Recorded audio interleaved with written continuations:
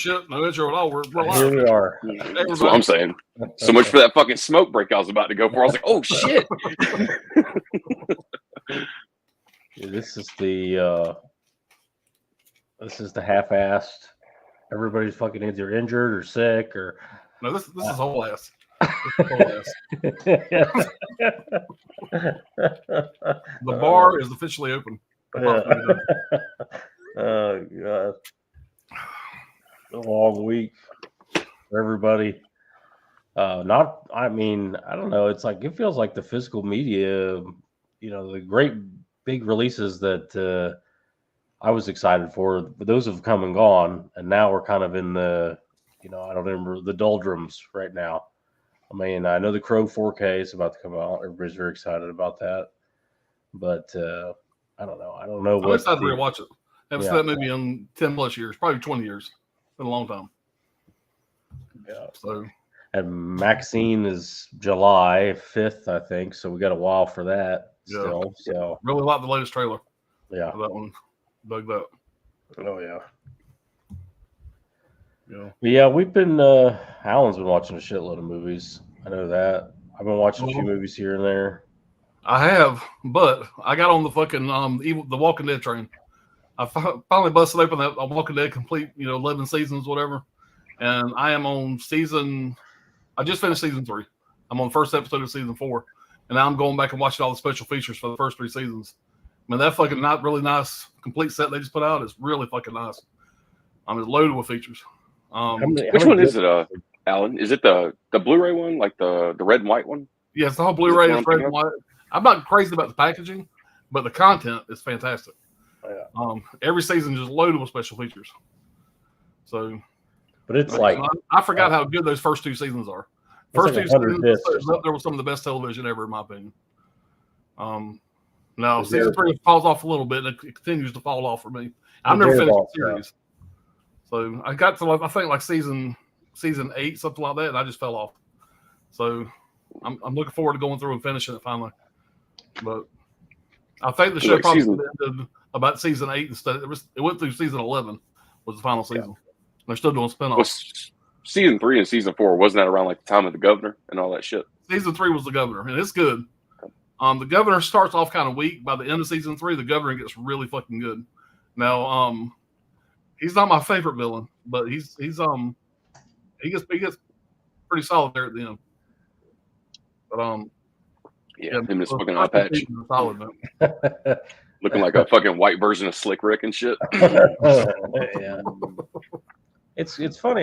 There should be some sort of data out there that tells us exactly when people tuned out throughout the series, because there has to be some key markers that let people stop watching them. Because it used to be season 1 and 2, especially even season 3, where it was must-see TV. The world stopped when those came on, and then little by little it was like I can't. I'm thinking about you watching this because I know that you like something that there's a chance of loss. Yeah. If you watch a show and you know there's no way these people can die, you got to take us away from it. But this show here, you never fucking know who's going to die. They'll take out the big stars.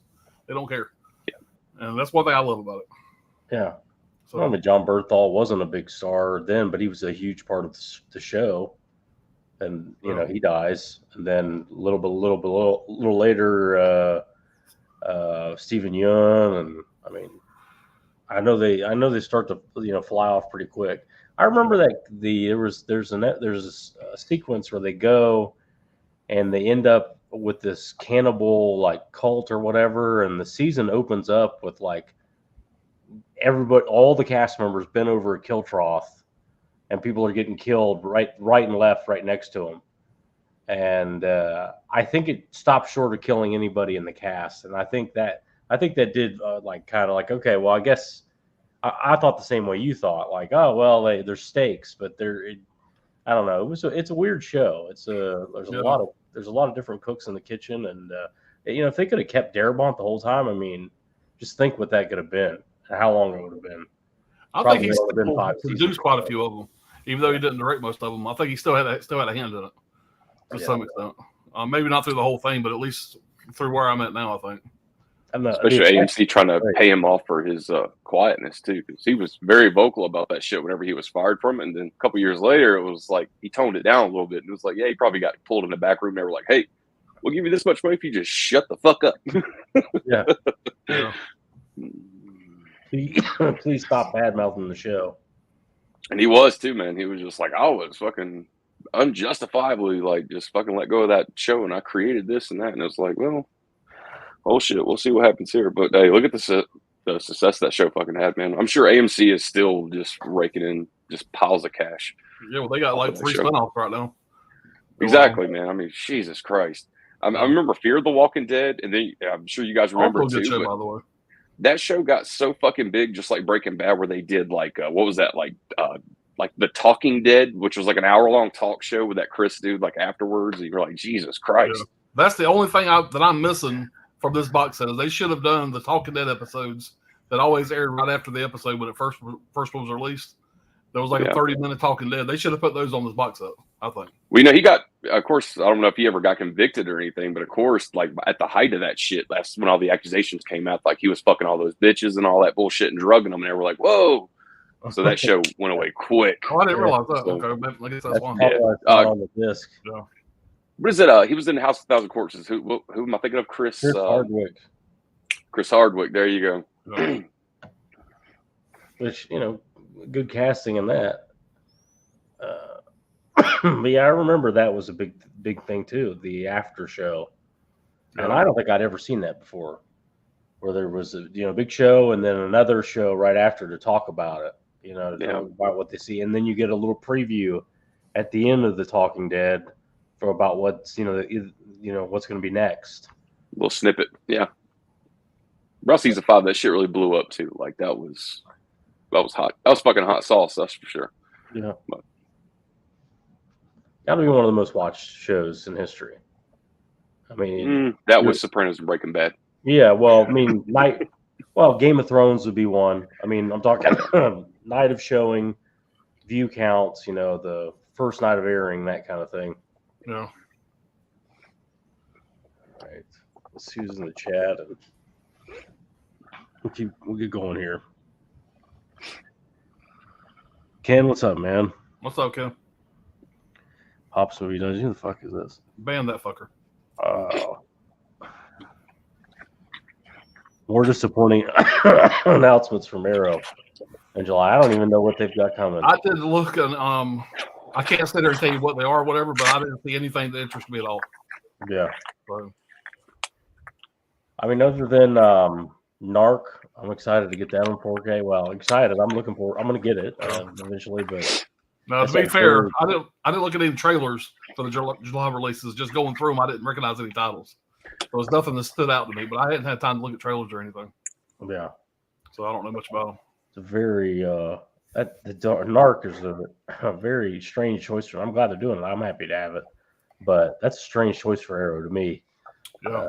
That's a real dark ass movie, but not the strangest choice. Yeah. They've had strange. I still think 16 Candles, as much as I love that release, love that movie. That's the strange release for Arrow compared to the other shit they put out. That's true. I'm gonna say Hugo. Hugo's got to take that number one lead, right? Yeah. That's like a Criterion. Or Boyhood, or wherever the fuck that movie was. Boyhood should have been a Criterion. Zoology. Yeah. Why the hell they put out Zoology? Yeah, that was Arrow Academy, I think. But I mean, they make some weird stuff. Is Arrow Academy even a is that even still a thing for Arrow at this moment? I don't think know so. if I've seen Arrow I haven't Academy seen any new releases from them. I don't think so. New release. No. But there's some good Arrow Academies too. But yeah, they're weird. That's like the Criterion arm of. Yeah, Arrow Academy and Criterion, they're in bed together for sure. Yeah. Same thing.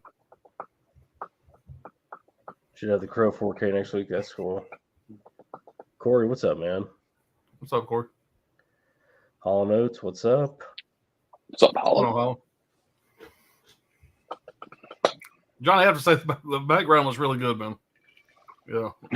And it's just me sitting here in front of my shit. It looks good, man. Huge upgrade.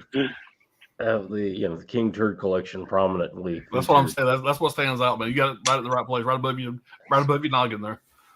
That's it, man. Let's see what's up. What's going on, Sean? What's going on, Sean? Saying hey to Corey. Godfather, what's going on, Tony? Hey, Tony. We're saying hey to Uncle Tony. Jan, what's going on? That's not Jan. I would assume that's Jan. It's some kind of foreign symbol. I don't know. No, that's the Nintendo Switch controllers. Yeah.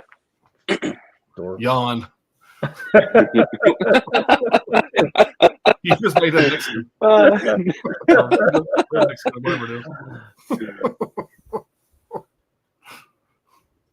I figure we should have multi-streamed this at Tony's again, UK Tony's again, even though he's not here. I asked him about that. All his shit was switched over to that Wigan Film Cult thing, so all of his notifications were for that other channel. So he didn't even get notifications or anything that we were. He probably got 25 new subscribers. Don't even know about it. Yeah. Score. Yeah, Tony's a big Walking Dead fan. I know. Yeah, I am too, man. I am too. We're saying what's up to everybody. All right. Well, let's go. Let's see what Alan's been watching. Hold on. Let me pull up the few notes I did take. Hold on.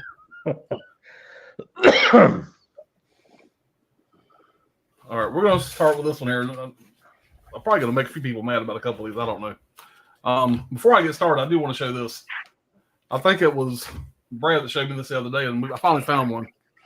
So I got this is a recreation of the original Rocky Life magazine that came out with back in the 70s. So I finally found me one. So I'm going to get this and figure some way to frame it, put it up on the wall somewhere. So pretty happy about that. Anybody cares. Yeah, that's awesome that you pulled that up real quick and just right quick. I love the fact that they're going through, especially not only with just Life, but Rolling Stone as well. And they're doing what we call as the reprints. I know in physical media, we're all like, no, there's a difference in the steel book. And we just recently saw that shit. But I like the fact that they're doing reprints because hopefully sooner or later, like even for like the horror community, like some of these Fangorias, that's very fucking impossible to get. Or they're just way too much money. Some of us would actually just like to have a copy that we can look through. So a reprint would be fine at like, 10, 15 bucks. So it's actually nice that they are doing reprints of some of this shit that's died off like 40, 50 years ago. So there you go, man. You got something to thumb through right there. And you can even get yourself another copy of that shit just to preserve it. You know what I mean? Yeah. And what's cool is they got a bunch of articles in there, new articles, and I think old articles. I haven't had time to go through it yet. They got a homage to Carl Weathers, Apollo Creed in there. So had to get it, man. I went like 3 or 4 different places before I finally found it. All right, so first one here, and I did look on Letterboxd after I watched this movie, and I went to go rate it, and I did notice that a lot of other people rated this a lot higher than I did. So maybe I missed something. Maybe I need to watch it again. But I watched Hell High. Have you guys seen this? No, I haven't seen it. All right, I haven't. I just haven't watched it yet. I do want to watch it again. I'm gonna be honest. When I first got on Letterboxd after I watched this movie, I gave it 1 star, no hearts. I did change that to two stars and a heart. The more after I watch special features, how it is. Sometimes you watch special features, you kind of get a more of appreciation for the movie. Absolutely. Yeah, this movie came out in 1980. Actually, didn't come out to 1989. It was filmed in 1985, I believe, but it did not actually get released until 1989. Now, this was kind of at the end of the slasher craze. So when this movie came out, it completely fucking bombed. And they had like no budget at all for this movie. It was directed by a guy named Douglas Grossman. There is a really, really good interview with him on the special features. And this is the era release. And he goes in how these guys had like no budget at all. They started an LLC, started raising money. They pissed through the money that they were doing. And they had to shut everything down and come back and finish the production once they raised more money, that kind of deal. Brad, there is one guy in this you'd recognize for sure. It's that guy Ted from Breaking Bad, Skylar's boyfriend. Oh yeah, he's in this. And what's funny is they actually have a new interview with him on this. And when somebody asked him about it, he didn't know what the fuck they were talking about. He went out and looked, and he says, "Oh shit, I didn't think that ever got released." Oh, that piece of shit. Yeah. So he was in it and didn't think it ever even got a release. Like anybody was ever going to see this. So let's just put it this way. Let's start off with this about the movie itself. The acting is atrocious. Now I know the 80s slashers, you're not going to get great acting in most things, but the acting in this is really, really bad, and that's what kept taking me out of it. You're a good, other than the opening shot. There's an opening scene. I'm not going to go too much into detail. I guess it's an spoiler. It's the opening shot. You got a little girl. She's playing in the shack in the swamp.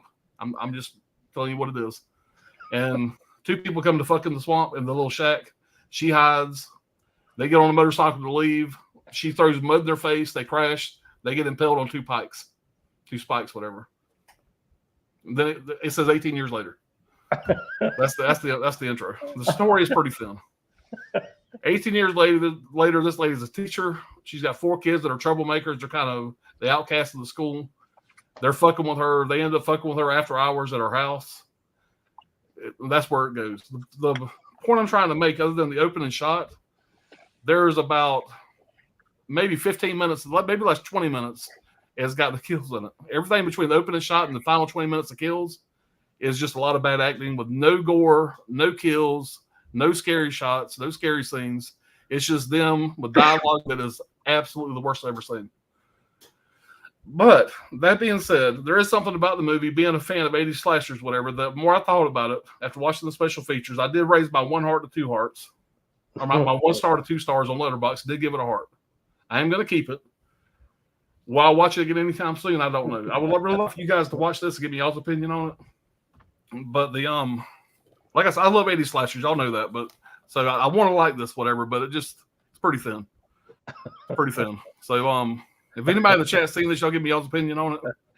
So there was a lot of like 3 and 4 stars on Letterboxd, which I couldn't understand. You guys seen the Death Screams? I got it, but I haven't watched it. I haven't seen it yet. And that's all I kept thinking about was you told that up. Yeah, that is that's a pretty bad movie. That's the reverse cover art. That's the original cover art. Have you seen Death Screams, Johnny? I haven't. There's a part where it's so bad that the fucking killer grabs the machete by the blade and swings it back. He's gonna kill somebody, and they just left it in. Nice. It's definitely worth having just for entertainment purposes. But Alan, after your review right there of Hell High, it definitely makes the anticipation build that I kind of want to pop this open now for the first time. Watch it. But the main, there's like four kids that are the bad kids. The leader of this little gang, or the leader of these bad kids. I don't want to open mine. He's like 125, maybe 150 pounds soaking wet. And he plays this Billy Badass that nobody seems to want to fuck with. And literally, you could just thump this guy in the head, he's going to fall down. But he plays this guy that just seems like he's a real asshole. You don't like the character. And, I mean, rest in peace. He died, I think the year after this movie came out. He died in 89. So basically, the year the movie was actually released. So he died real young. But you don't believe him as being the bully, but he plays the bully, or like the guy that nobody wants to fuck with, kind of thing. Gotcha. Of course, you got the token fat guy in it that's always eating.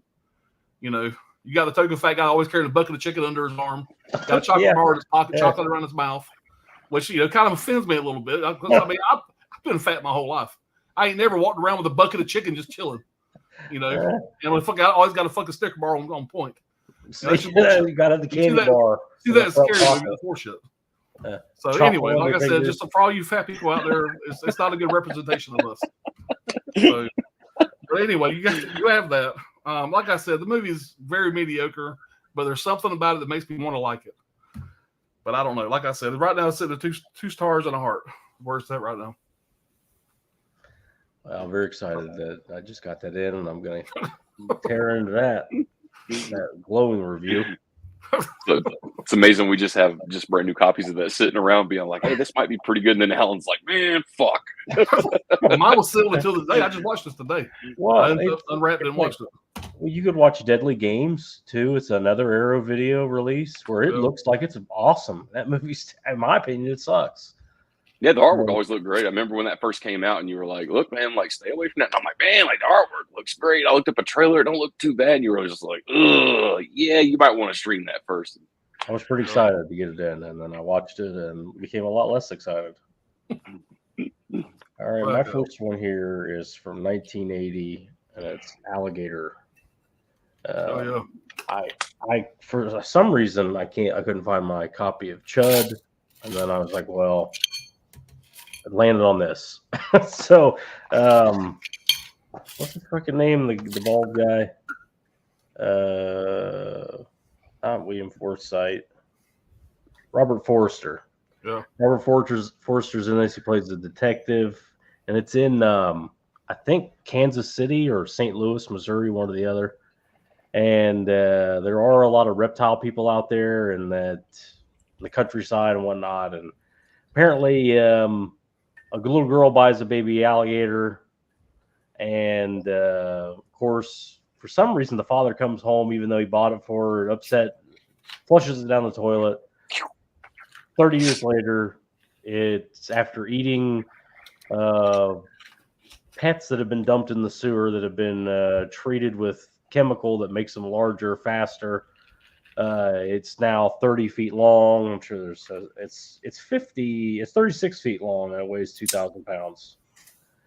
And it breaks out of the sewer after eating a few people, and just goes on a rampage, of course. It's a fun movie. I like it. I think I gave it 3 stars. Robert Forster is great in it. Odd choice and an odd performance by him because he's like bald, or you can tell he's going bald, and the entire movie, everybody just brings it up to him constantly. Like, hey man, what's going on here? What's that? He's just like, okay, I'm going bald. I'm a little sensitive about it. It's like the running joke through the whole movie too. Whole fucking everybody he meets, the guy working at the pet shop, who's bald as shit, he just looks at him and goes, I know what that is.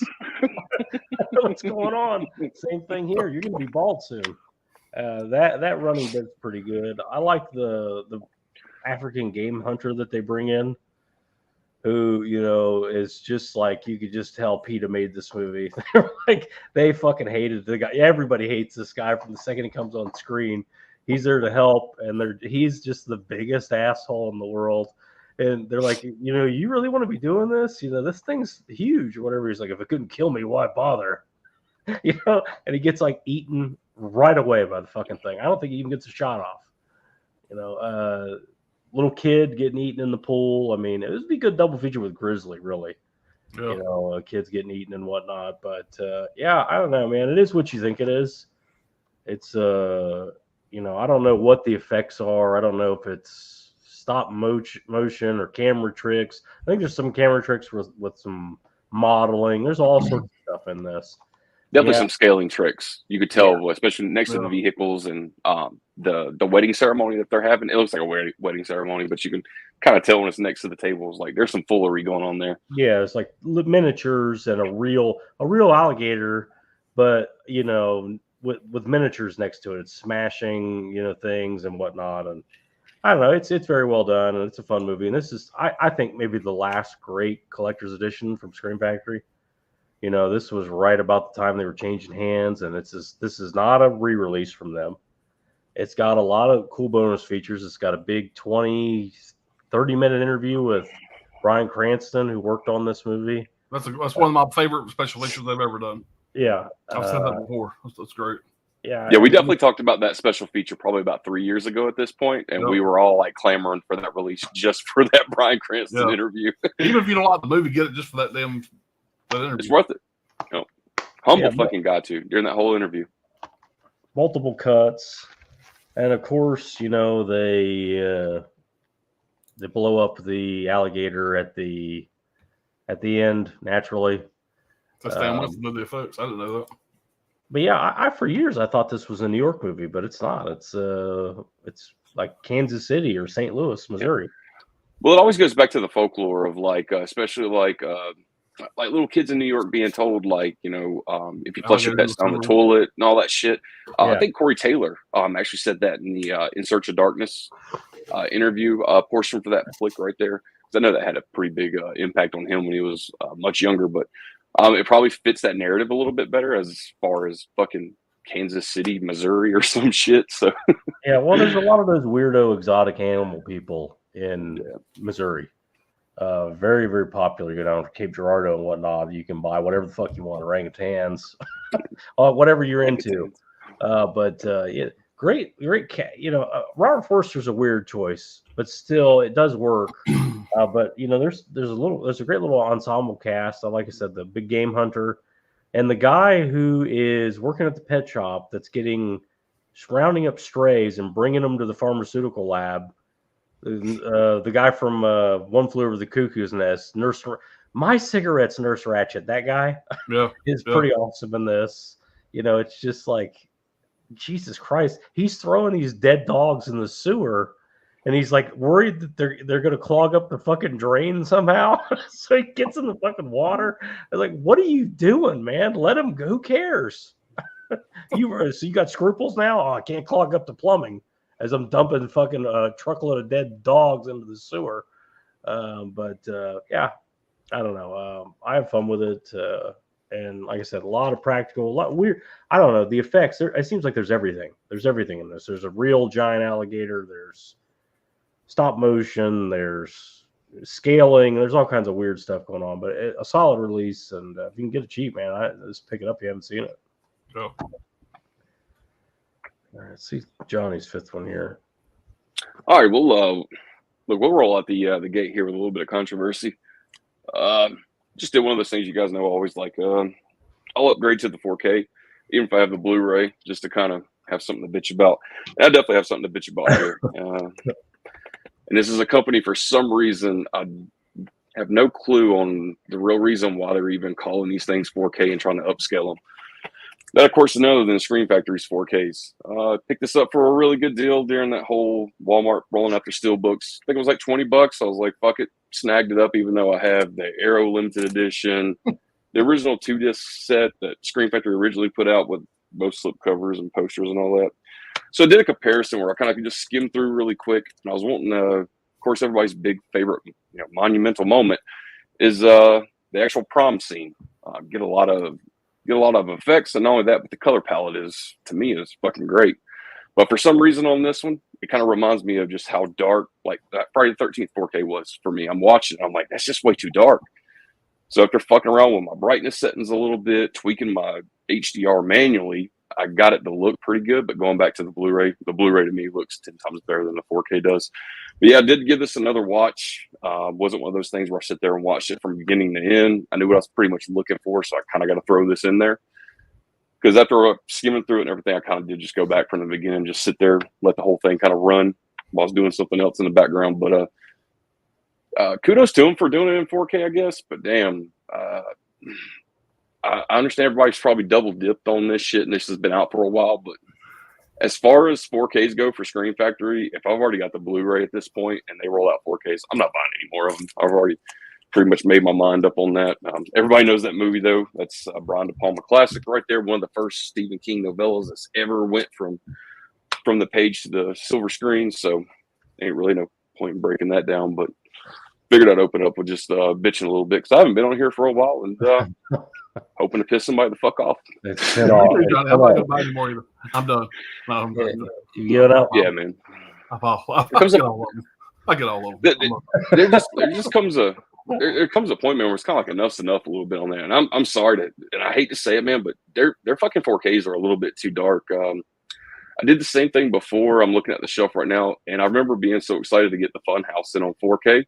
And I was like, I can't wait to see how that compares to the Blu-ray, because I know they struggled with those elements early on when they, Screen Factory first started, because that was like part of their first, I think that was like their first 10 collector's editions.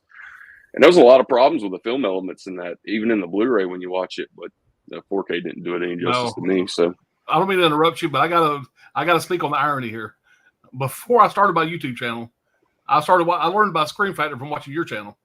And you were going through like the first 10, the second 10, and I said, "Fuck!" I went and started making my list and order. You remember back in the day, back during COVID time, I was just ordering shit all the time, and I ended up getting everything.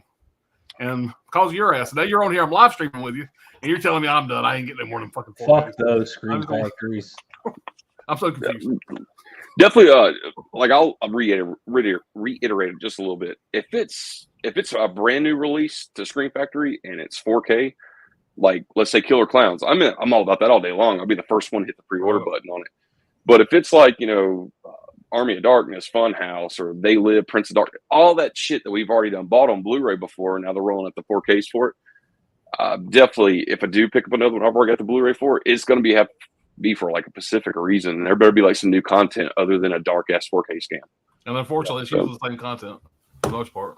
It is, man. It's just rehash, man. Throw it back on the market because they know they got that collector's mentality going on where they're like, well, if everybody doesn't buy it, we already know the people who's already stepped up to the plate to buy the Blu-ray, so they'll buy the 4K as well. What makes me mad is when they put out something like, not that I give a shit about this movie, it's just an example, but Lost in Space Collector's Edition Blu-ray. At some point they're going to re-release that at 4K. Now that they're doing everything in 4K, any new releases they put out that they haven't put out before should automatically be 4K. I feel so. Yeah. It makes sense. Didn't they just what about that Funeral Home Blu-ray that they just rolled out? Like everybody ran to the plate for that one. I'm like, what the fuck is that movie? That was a special edition. It's different. Oh, so no collector's edition. I don't edition. know what the fuck that is, but it's a special edition. It's not a collector's edition. That and Jennifer Aiden are the two of those they put out. No idea what it is. Even Screen Factory don't fucking know what it is. Or Shout Factory. I'll say this too, man. Like, as far as the 4Ks I actually got from Screen Factory, where I was like, all right, like that's a step up from the Blu-ray. It seems like they put all their initiative and all their care into like the Halloween 4Ks. But if you look at the rest of those 4K releases, it's like that was it. Like, there's just only thing they did was just enable the HDR, and it just seems like they took the brightness and just cranked it down. It's like, what the fuck? I don't know. That's just in my eyes, though. I'm sure somebody out there was like, dude, like, nah, like the 4Ks look so much better than those Blu-rays. And to me, I always find myself tweaking the settings on my TV just to kind of be like, okay, if it's a dark scene, I can't see shit. So, yeah, great way to start that off. But that was Kerry. Well, I think what comes down to, so it's like I talked to Don May about some of these scan issues and whatnot, and we weren't talking about Screen Factory specifically, but he says, you have a guy like Bill Lustig from Blue Underground. Everybody knows their 4Ks look pretty good, and a lot of people really love them, and that's because Bill Lustig's a prick. And if it comes back fucked up, it goes right back up, and they're gonna fix it. If it's too dark, he's gonna tell them it's too dark. Screen Factory, if they send out for the 4K and 4K, it comes back, they slap the disc together, boom, it's out the door. I don't think the people that bought the company are physical media people. What's everything? Well, it's supposed to be in 4K. Here it is, and then they just move on. Screen Factory is never really good about listing the specifics about the transfer. So you'll come to find out that most of the time, anytime they do like a 4K scan of something, only information you can find out is they send it to some picture place in London, and then that's it. It's like probably like what you said. They get it back. They'll just pay them the bill really quick so they can hurry up because they got a deadline to meet. There's 40 titles a month now from Screen Factory, not including Shout's line. So of course it's like, well, hey, if we get it back and it could have been better, been like, well, we're going to have to push our fucking dates back now and all that. So I don't know. Yeah, I say if you already have the Blu-rays from Screen Factory, I think you're pretty good to go. Don't go broke trying to buy their 4Ks. Now, like Synops or Blue Underground, like you're gonna get quality over quantity with the companies like those. But there's usually a reason for doing it. Yeah. But I watched Dragged Across Concrete not too long ago. I had the 4K was available. The 4K scan digitally was available to me, and I put that on, and I switched it back to 1080 because it was so fucking dark. I mean, you literally couldn't see. It was like Alien Requiem. Like you really couldn't see what the fuck was even going on. The 4K is so damn dark. So yeah, it's like it doesn't always benefit, for whatever. I know everybody's probably saying that Friday the 13th original. I haven't seen that 4K, but I keep hearing it's way too dark. So, I don't know. Maybe it's just my TV, but like for example, you were talking about the Friday the 13th 4K, whatever. Now I obviously don't have any 8K content. I never will. But when I bought my new TV, it is an 8K TV. But when I put the Friday the 13th in, it looked fantastic. I didn't notice it was too dark or whatever. And I didn't change any settings at all, whatever. So I don't know if that had being an 8K TV, because it kind of upscales everything. Kind of like 1080p when you went to 4K, it would upscale. But this TV supposedly upscales it to 8K. Not true 8K, but I mean, it makes it look just a little better than true 4K. Way I understand it. I don't know much about it. But this TV here, I really didn't notice much about it. Now my TV in the living room, I'd be curious to play it in there and see if I see the darkness on that one, because that one's more of a just a traditional 4K TV, and I wonder if I would notice the darkness on that TV. Be interested to try that and see. Yeah, I guarantee you, it'll probably come back to the point where it's like, well, what TV do you have? Yeah, that definitely probably is going to play a major role in it, what your settings are and stuff like that. But everybody has a personal preference for movies, especially for somebody who's like damn near half blind. You're going to pump that brightness and that the crisp up just a little bit to kind of be able to see everything. But I don't know, man. I've run across a lot of 4Ks, man. For some reason, I just get the feeling where I'm just like, God damn, like the Blu-ray has a little bit more to offer, just because I can see everything and everything's not so dark, and I'm trying to fucking squint my eyes to make out what's going on. But yeah, it's what it is. Better, and if you're watching an Arrow release on Blu-ray, for some reason that combination Arrow release Blu-ray, to me, I don't know why, but those always look the best to me, to my eyes. If you're watching the Scream Factory Arrow or the Arrow of Carrie on Blu-ray, and you go to the 4K from Scream Factory, you might go, "What the fuck? This looks, by comparison, doesn't look as good." I don't know about the 4K as far as Carrie goes, especially between Scream Factory and Arrow, but they definitely did share the same scan for the Blu-ray. Scream Factory did theirs first, then Arrow rolled theirs out in about the transfer section of the booklet. They even said that in conjunction with Shout Factory that they shared the same scan. I don't know how that is for the 4K, but I would assume if they did it for the Blu-ray, they probably did it for the 4K as well. Probably upscaled to it. But catch up with the chat and move on to number 4 here.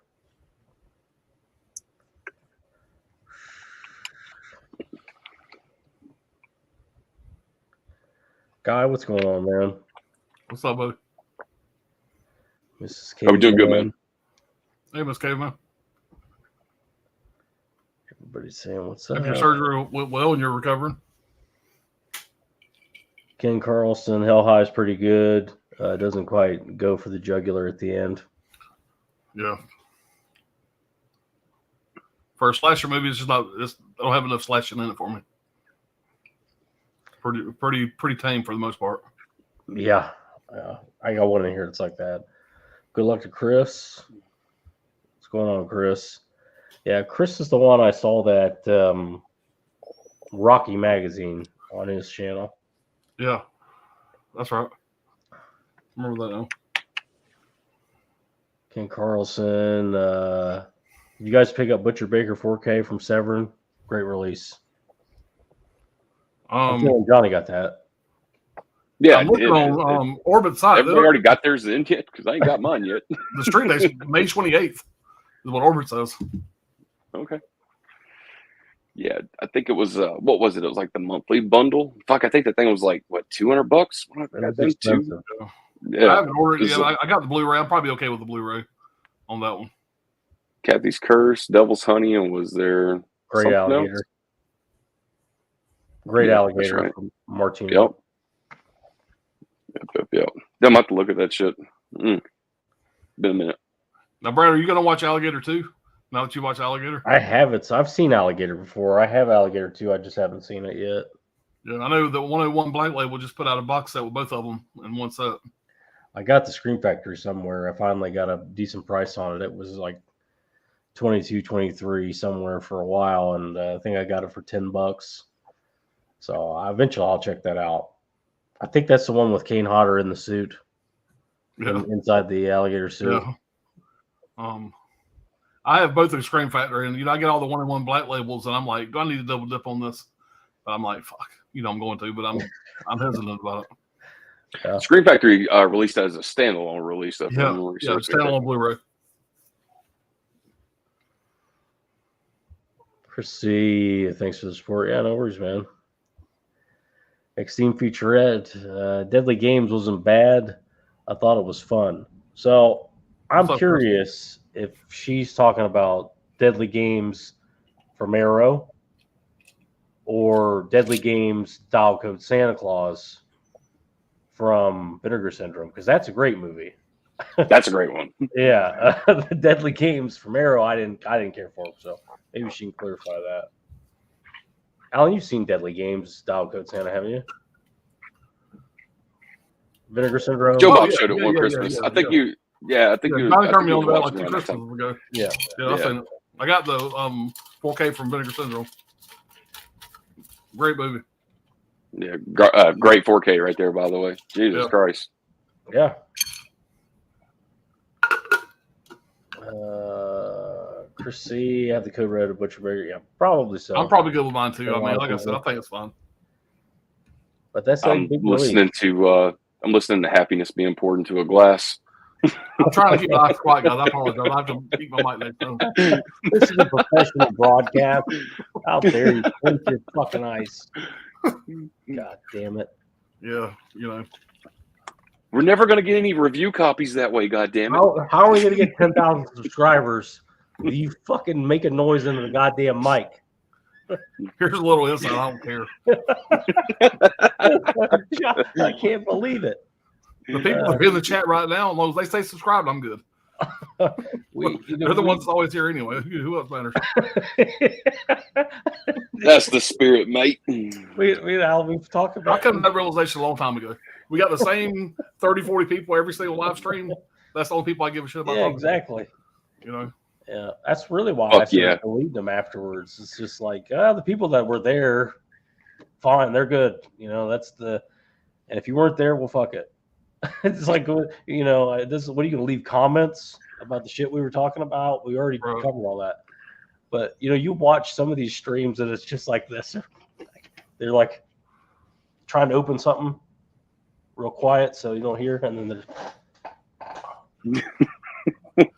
so it doesn't splash into the mic and stuff. It's like, Jesus Christ, get over yourself. yeah. What the hell do you think you're doing here? I think the people watching us know we don't give a shit. And they like that we don't give a shit, which is why they're here because they don't give a shit. Nobody gives a shit.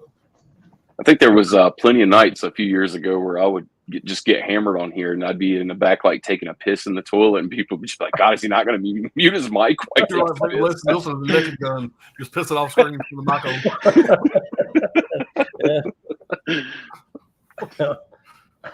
mic. People in the chat, is that one Red Bull or has this been 12 Red Bulls? There you go. It's multiple, whatever it is. Oh God, spousal abuse right on camera. I'll never forget this long time. No, the best was banging on the wall. Bring me a beer. Yeah. That That was right after that the excruciating back surgery days. I was you guys saw me at my worst. Out of nowhere. You know, everybody should know that's one thing. I just had back surgery, so I'm on drugs right now. yeah. So whatever I say can't and won't be held against me. He gets it. Hell yeah.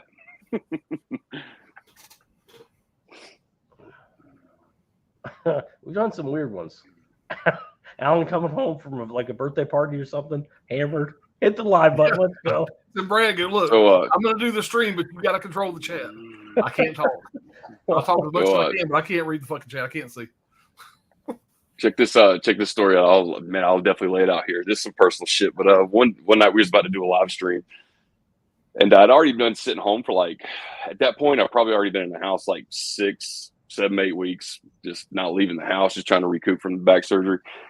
And I had to like do the follow-ups with the doctor, just to do x-rays, make sure everything went good. Nobody didn't, no blood was left over in the spine or nothing like that.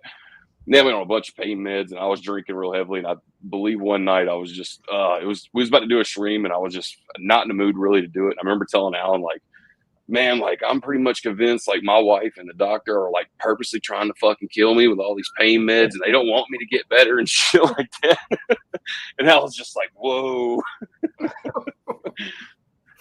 That was a fun time. All right, I'll see you backstage in 10 minutes. On the stream, it's just like, he'll drink a beer, he'll fucking tone out. He'll be all right. We'll be good.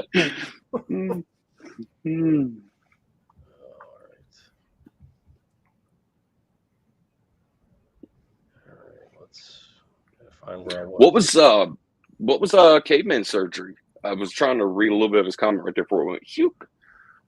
I never got the details on it. All I heard, that he was in the hospital. And he's been in the hospital a long time. And I think this caveman had surgery, and correct me if I'm wrong, Miss Caveman, but I think it was on her leg. Some kind of leg surgery, I think, but I might be wrong. Guy had some medical issue, and he was in the hospital for a long time. I never got the details on it. Yes, King Carlson, Stan Winston did the effects for Alligator. Yeah, you just tell I had a fun time. It's a fun movie. I didn't mention this because I'm about delirious, but it's shot in Los Angeles.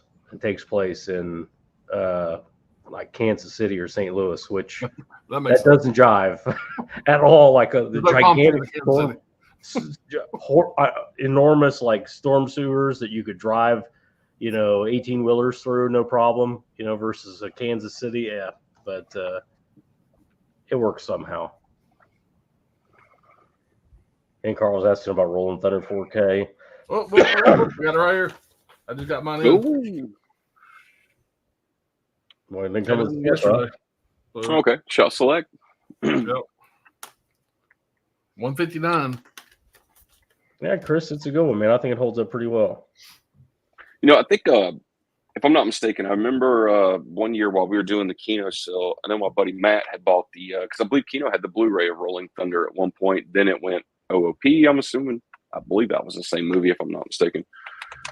But I never watched that movie. He just kept always telling me, like, you got to watch that movie, man. It's such a good movie. I remember he even brought it down one time, and we never got around to it. So I got to pick that up. Check that out. I've never seen it. It just came in yesterday. I'm going to check it out. I haven't seen it yet.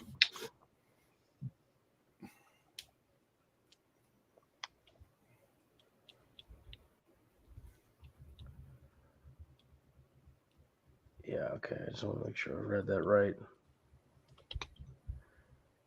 Chris C's a fan of the Steelbook.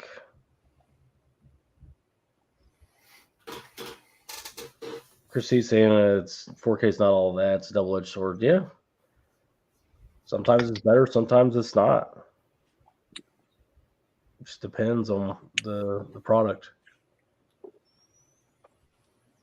I mean, you never know either, because it's like you hear Texas Chainsaw Massacre 4K and you go, how's that going to work? And then you watch and go, I like that 4K. It's the one I watch now. So you never really know until you look at it either. So go ahead and spend the $40 to find out for yourself. Yeah. Well, moving on down, I'm going to say 4K, I'm going to get it regardless. Yeah. What aggravates me is when you see which is just an example, 40-year-old version in 4K. Or whatever, something that really has no reason to be a 4K release.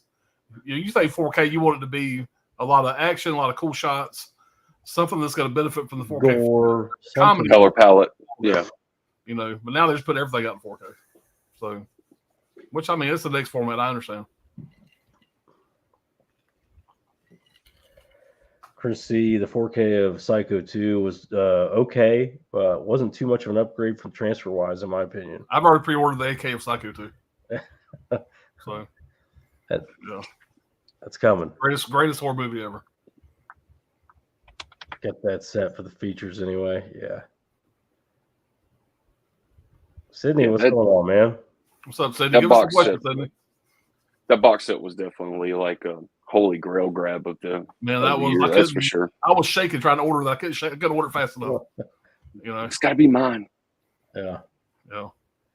I actually ordered the Blu-ray set and said, "Fuck," I had to cancel it and order the 4K set because they had them right side by side, and I hit the wrong one. Yeah, we brought it up not too long ago, but then Christine was talking in the chat when I was doing that. I know we were talking about the whole fact that like not only did Arrow like do a rehash version of the Hellraiser set, but they also did they left Psycho 1 out, but they put 2, I think it was 2, 3, and 4 in there, and they gave it like a name or something for that release. But it was kind of like just them rehashing the same shit out again, but they were actually leaving shit out this time. So this goes to show like those. It's important to get those limited editions in on time if you want them, because after they're gone, it seems like Arrow likes to trim shit away from it that's not just minuscule shit, but we're talking about a whole film right there. What started it all? They left the first one completely out. And it's like, what? Cindy says he's got some recommendations. They're going to be foreigns. Okay, cool, man. And Brad, I think top 5. Interested as much as we talk about foreign films, top 5 foreign films would be a fun one to do. Yeah, and there's a lot of stuff qualifies for that. Yeah, I think that I'm sure that'll be one of the next ones. But there's a lot of stuff qualifies that I don't think people, understand too. There's a lot of like for instance, like a lot of these spaghetti westerns are all foreign films, foreign director. We'd have to come up with a specific criteria. I would say non-U.S. and Canada, and non-U.S. director. So to make it really foreign. I mean, Canadian. I mean, they're like our effeminate little brother up there. So similar. Effeminate little brother. Effeminate little brother. Yeah, he did. It was just, he rolled that shit off his tongue like it was church too. Like he didn't even have to think about it. No offense to all of our Canadian brethren. Hey. I'm telling you, high tension's hitting that list. That's for sure. Offense attended. Again, the Arrow 4K of Carrie has a much better encode and the transfer is significantly better. This is one thing I don't think we've ever talked about, and I don't know. We're not dorks here. That's the problem. But is there a difference in 4K discs? Like, can you spend more money and get a better 4K disc? Because Scream Factory, I feel like, would spend the least amount of money. I don't know much, but there are discs, whatever, that hold more content. Yeah. And I feel like that they could probably put I'm probably just like a dumbass here, maybe a better transfer or more data onto that disc, whatever, that would make it look better. I would think. I don't know. So I'm not sure, but I know there is a way. There are discs that hold more content. I know that for sure. Well, to your point here. Oh, that's the wrong one.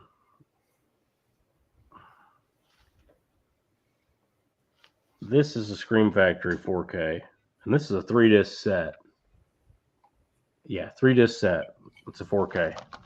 It has this amount of features here. Okay, and on the 4K disc, there's just the movie. This is a 4K from Arrow Video. And this is the bonus features. Damn. And this is only one disc. This is all on one disc. That is ridiculous. Oh, they made it a 1 disc. Okay, so everything's just on that 4K. Yeah, everything's on the 4K disc. So my thinking is maybe the discs are better, and that's why we kind of favor the Arrow scans. I don't know. Other than I know that there are discs that hold more data than other discs. That's all I can tell you. I don't know more than that. So, but maybe there's some nerds in the chat can straighten that out. Geez, guys, if only we could get Jeff from Films at Home to break this down for us. We'd all have such stress-free lives. Get that fucking brainiac from Ball. He's wicked smart. Get him over here to tell us all about it. He's all streaming now, though. He's all streaming. Yeah, he's all streaming. He's not into physical media anymore. That's for he's planning for the future. Hey, didn't he say? What'd you say? Like one of his last videos, he like, I maybe talk about physical media sometimes. If you're lucky. If you're lucky. Oh, yeah. Everybody hold your breath. Fucking peasants. Buying movies. You're not supporting the director. You got to buy it digitally so the money goes to the studio still. Well, and then maybe they'll kick it down on the director. I'll give you an idea of whatever. I was talking about The Walking Dead earlier. I'm going to be completely honest.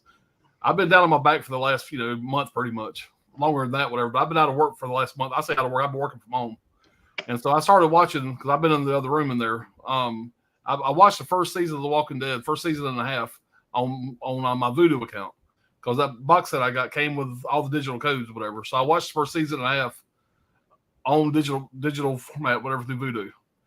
After that, I'm like, fuck this. I went and got my box set. I took my Xbox and took it to the other rooms. I don't have a player in the living room. All my players are in this room here. So I got my Xbox. I took it in there. I started watching the disc. I will tell you right now, the disc looks so much better than the streaming. It is unbelievable, the difference. Unbelievable. It's night and day. And I went back and watched like the first episode of season 1 on disc. When I watched it on streaming, it is literally night and day how much better it is. So anybody that's all about streaming, I'm letting you know right now, I have a very recent comparison of streaming to disc, and this is just Blu-ray. So much fucking better. Yeah. So like you probably just answered my next question, but did they do that set as a 4K set, or was it just Blu-ray and DVD? It's all Blu-ray. All Blu-ray. Okay. Yeah. But if anybody's on the fence of buying that set, I'm letting you know right now it's fantastic. The packaging is not the best, but the features and the way it looks is. If you're a fan of that show, you need to own that set.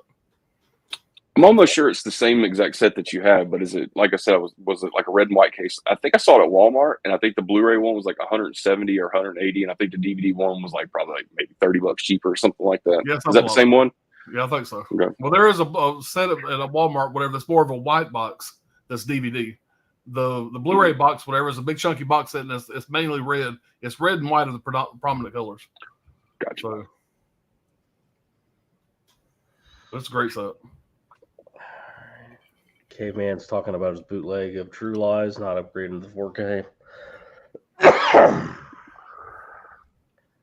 King Carlson ordered Butcher Baker Rick from Severn. Yeah. Well, Johnny, if I had to guess, he's going to find that his stuff is sitting in Memphis right now, waiting to get to him.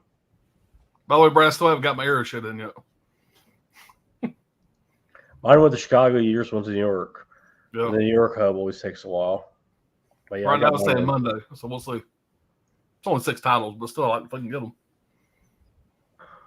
4 movie recommendations. Exit Plan, 2019 drama mystery directed by Jonas Alexander. So that Costa Waldo guy is the Kingslayer from Game of Thrones, which I like him. He's a really good actor, I think. Really good in Shot Caller. I have to look that up. I'm not familiar with that one. Next scene featurette. She was talking about the Arrow release, the theater one, but likes both. Yeah, I did not like the other one, the Arrow one at all. Next scene, if you want to see a really good, kind of like a slasher / giallo that takes place in the theater, definitely check out Last Matinee. Holy fuck, what a film! That's a great movie. Great one. It's a great one. What is that? Uruguay or something? It's something weird, Latin America country that you barely even heard of before, but out of nowhere, it's a really strong. Yeah, that was a Johnny recommendation. I think we all bought whatever, and we all dug it. Yeah. What was crazy is I remember at that time I had already ordered I ordered like the Arrow video version, and then it come to find out the company that partnered with Vinegar Syndrome, which I'm trying to look for.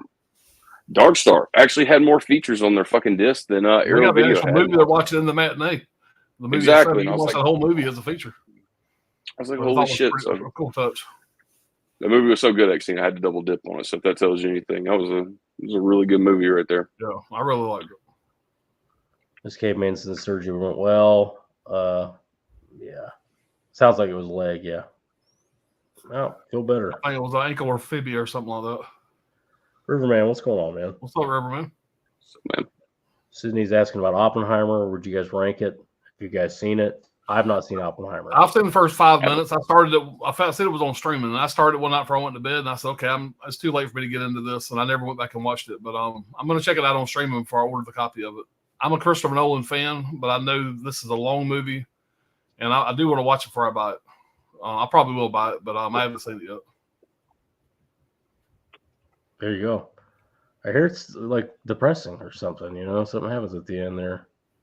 It's a little moody. I haven't heard anything bad about it. Everything's been positive. But even Ryan watched it. Ryan loved it because Ryan's a nerd. But he's a medical science nerd, whatever. But there's movies he likes. He's geeking out over that. It's Johnny's Boutique Podcast. We're multi-streaming to it right now.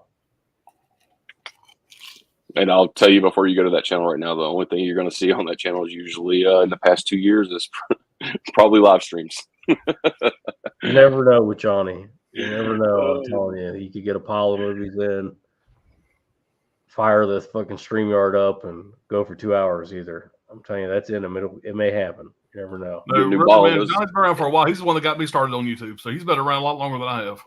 He drug my ass into it too. He drug. I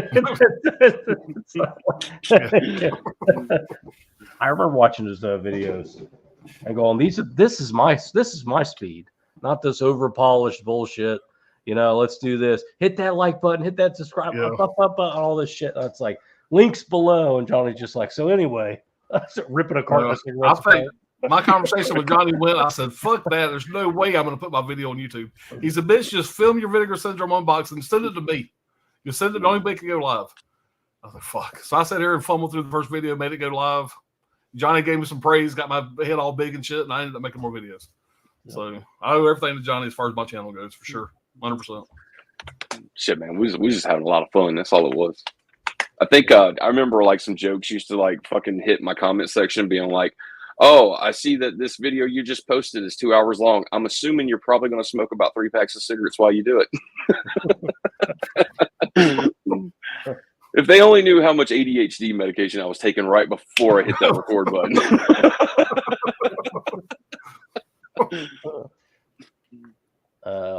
This caveman saying guy was in physical rehab for a blood infection. Okay.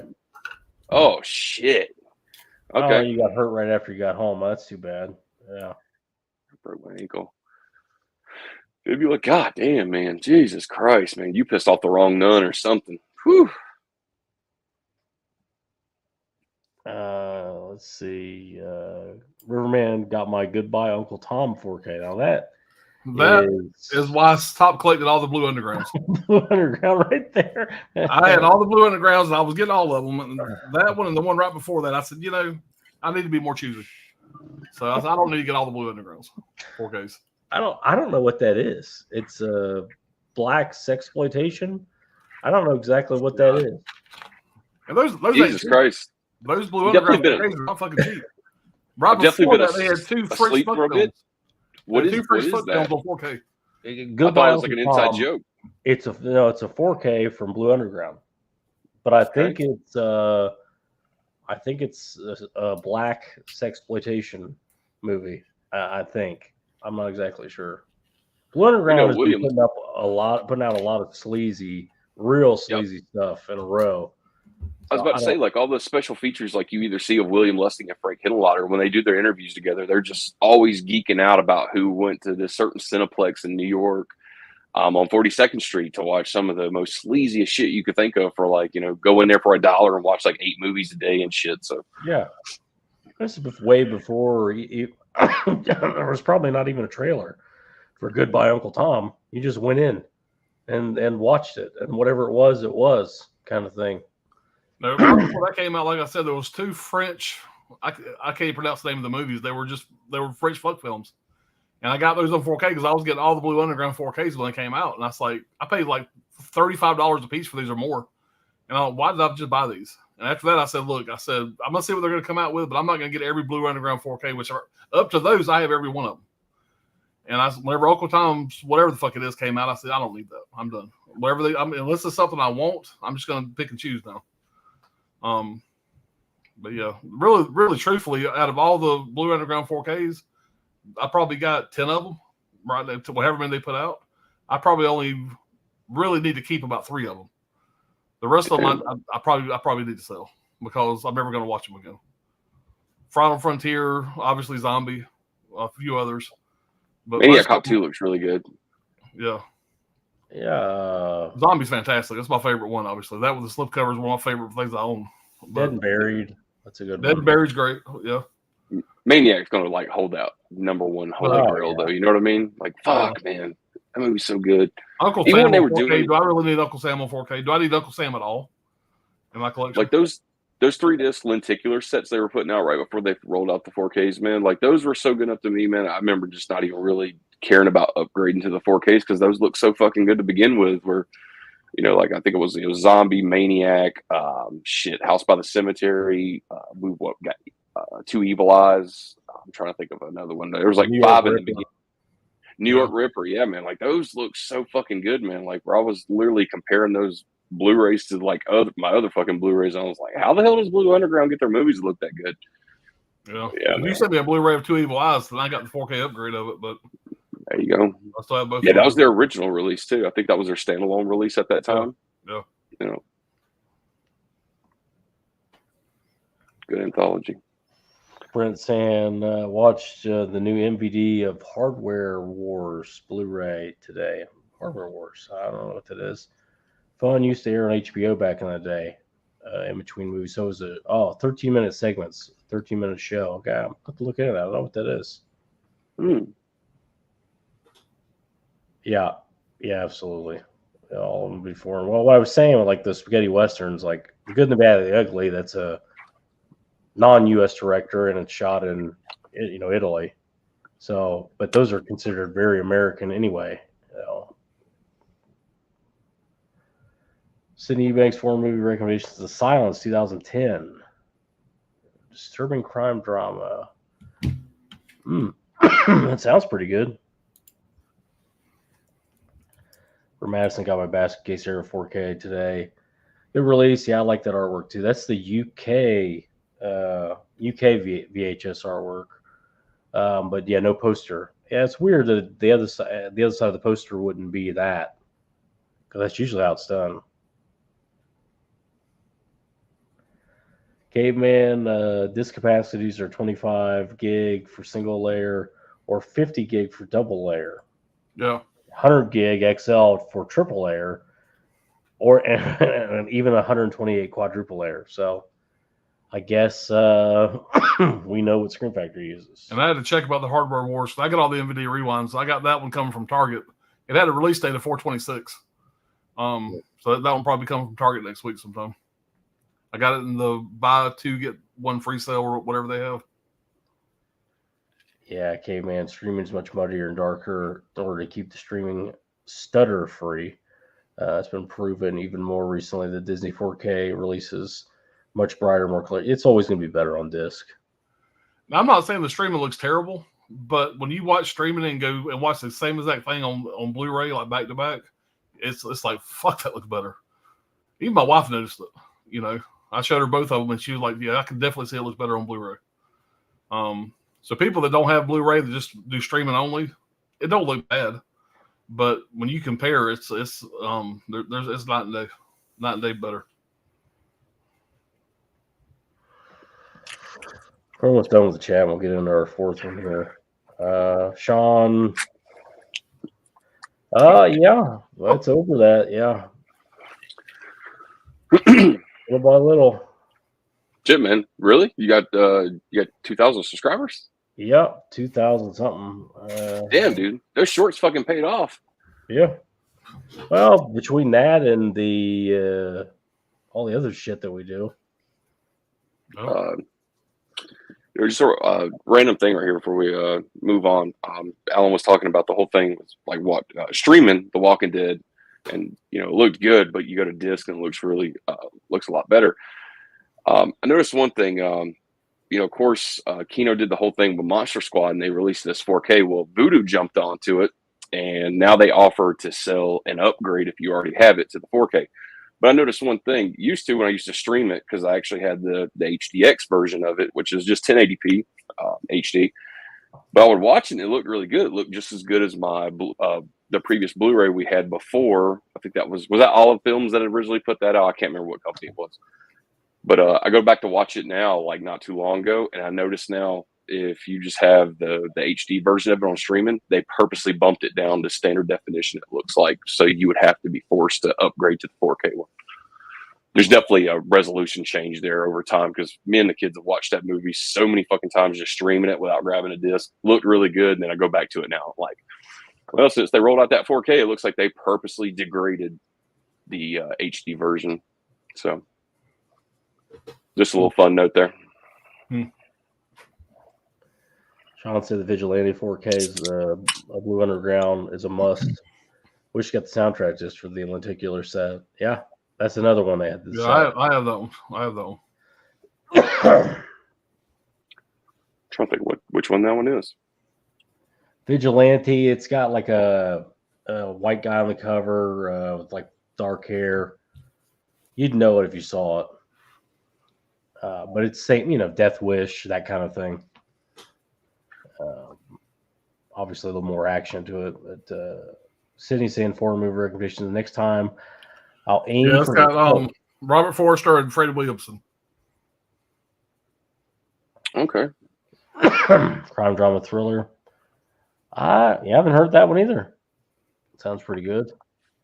That's a hell of a title, right? Or not, but that's the cover of it right there. Yeah, there you go. Okay, I know exactly what you're talking about now. Yeah, I definitely don't have that one. Alan, I remember when you first got that shit too, man. Yeah. There's more than one movie called Vigilante too that came out around that same time. I'm trying to think of what the other. Now I'm thinking of Exterminator. There's too many. There's too many fucking revenge New York movies.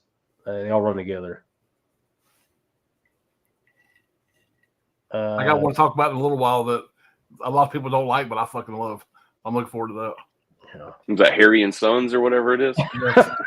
Yeah, that's a rape. That's a rape revenge. You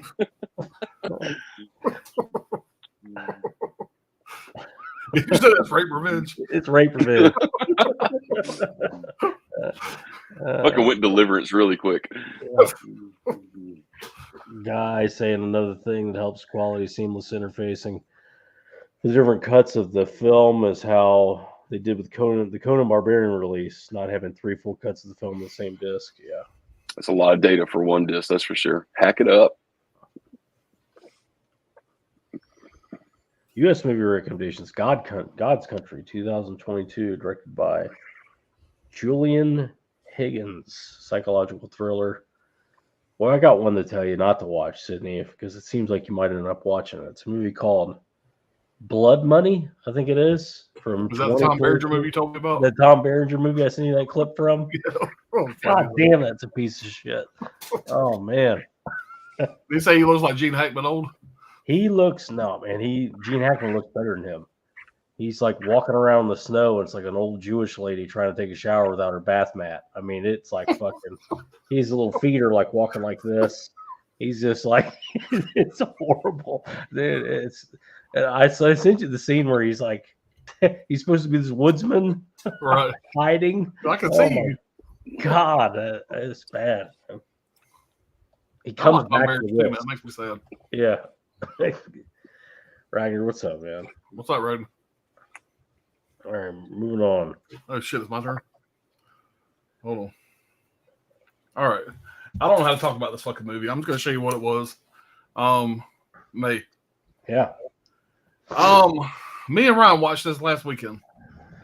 I did like the movie. I liked it more than I thought I was gonna like it. When it first started, I wasn't sure I was gonna like this or not, but as the movie went on, it wasn't amazing, but it kept my interest. This main star, not to sound like a creeper or anything, but she's not attractive, but she is attractive. You don't really want to like her, but you do like her. I don't know if that makes any sense. If you've seen the movie, you probably know what I'm talking about. Yeah. It's a very strange movie. It's not a very fast-paced movie by no means. But the entire movie, me and Ryan were both like, I feel like I shouldn't like this. We both had the same thing to say. I feel like I shouldn't like this, but I'm really enjoying this. I'm sure y'all seen movies like that before.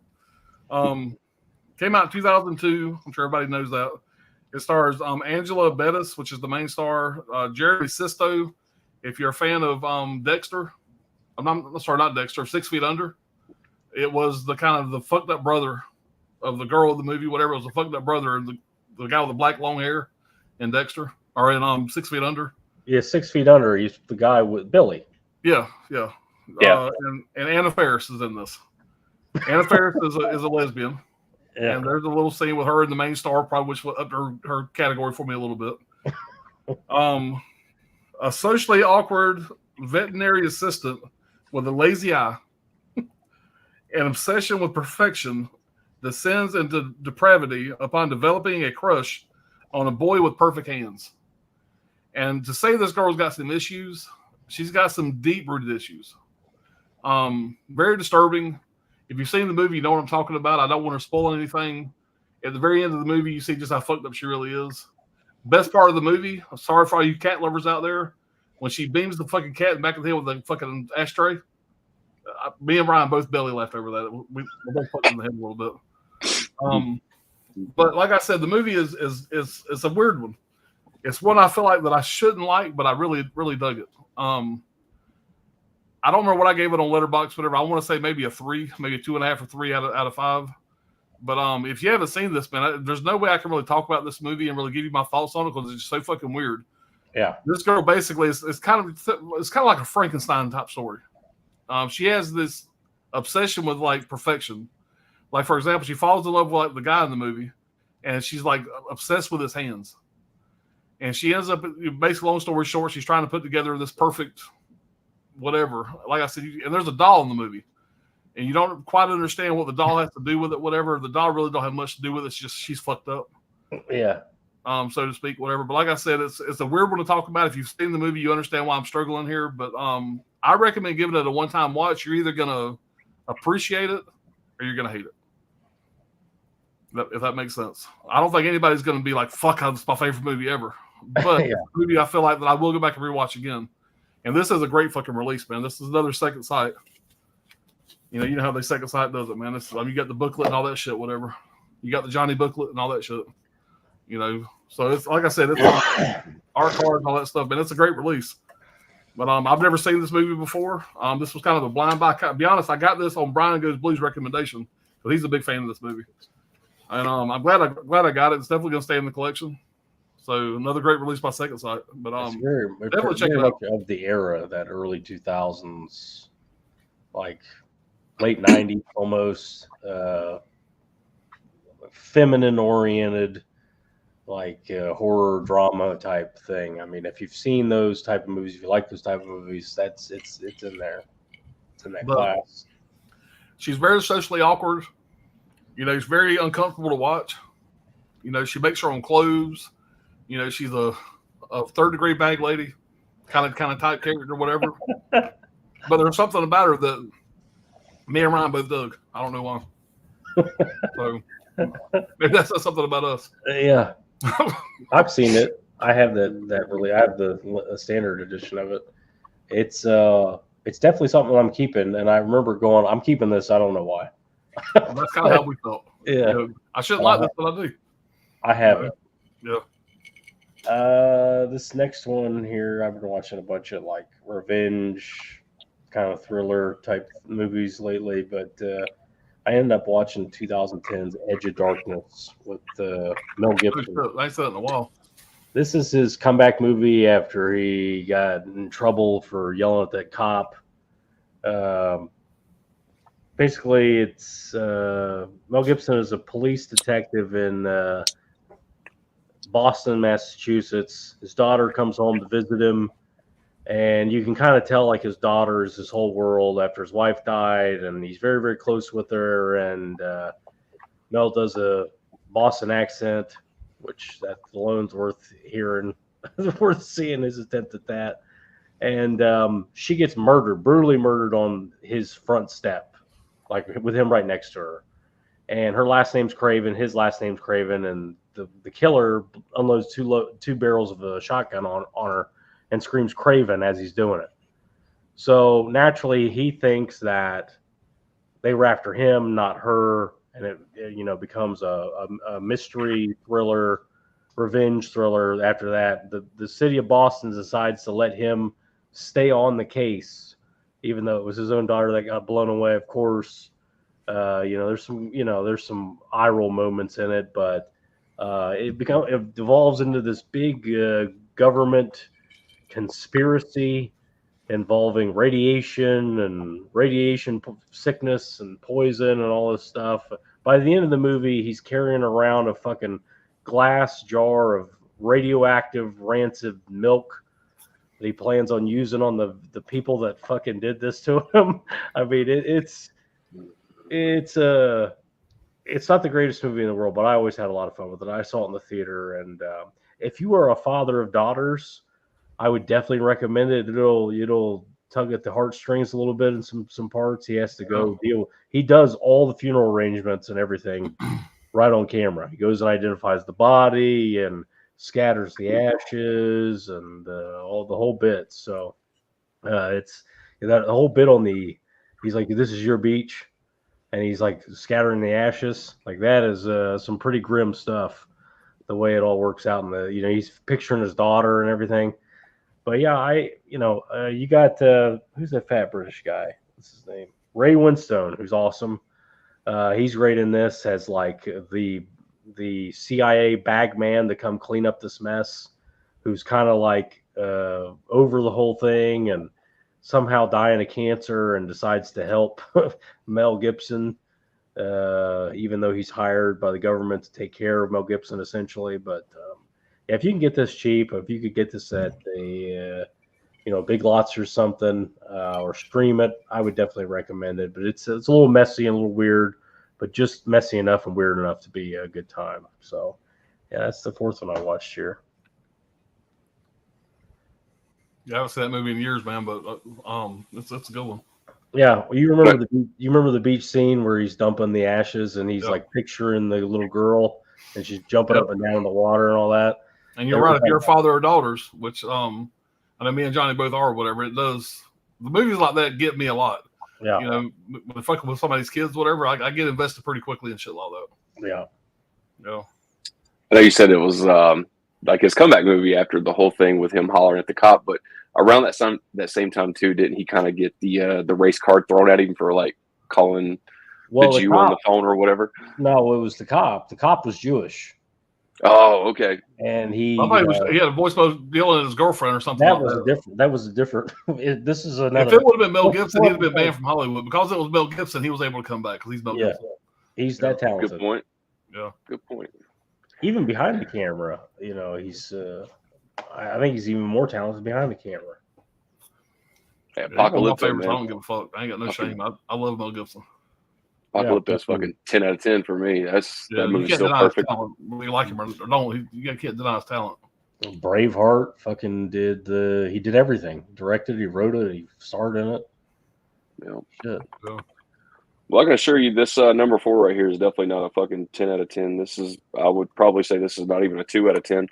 But I gave it a go though. This is more of kind of like the wife was glad to see this in the horror pack because she had kind of either already previously heard about it or whatever. And I was kind of interested in it too until, got to the credits and I was like, well, I think I just wasted my time. But that is Monstrous. I'm probably going to butcher that girl's name, but Christina Ricci. Is it Richie or Ricky? I never fucking know. Anyway, I got it in from Horror Pack. We popped it in to watch it. I was hoping for like an eerie kind of feeling movie. Kind of reminded me of the Babadook a lot, though, between the mother and the son. I was getting a lot of vibes from that immediately, so automatically I was turned off. And I want to say like halfway through the movie, I kind of realized that the setup that was taking place was probably not going to be much of a payoff. Surely it wasn't. To say I sit there and watch this movie in its entirety will be a complete lie because I think I went to the bathroom to take a shit for like 15 or 20 minutes and I took my time purposely. I mean, I could hear the movie was going on in here while I was in the bathroom. Almost tones.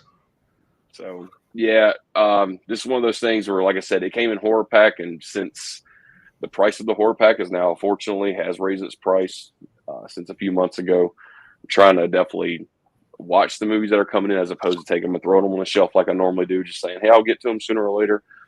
But yeah, for this one right here, I'd definitely say don't run out or don't pay like 10 and $15 to stream this or buy the Blu-ray. If you definitely want to watch it, maybe you can find on Hamilton Book. I'd say if it's more than $4, you're probably getting ripped off. So I'm just trying to be honest here. It definitely is really and the sad part about this was one of the 3 movies that we kind of watched around within like a 2-day span where I was just like, what the fuck? Like either I'm just picking all the wrong worst movies or there's something wrong with my brain where I don't like movies anymore because the past 3 movies have just sucked ass. But yeah, this one definitely wasn't that great. A performance, like, yeah, she was great like she normally is. Her kid's fucking annoying, reminded me of the Babadook, and just instantly I was there's even this point where like this she starts drinking heavily and she's still trying to convince her young son that he's constantly having bad dreams one right after the other. And this bitch is like crawling out of the lake and fucking with her kid and all that. And it's just like, all right, bitch, like, go look out the window, stop drinking for a minute and see what the fuck's wrong with your kid.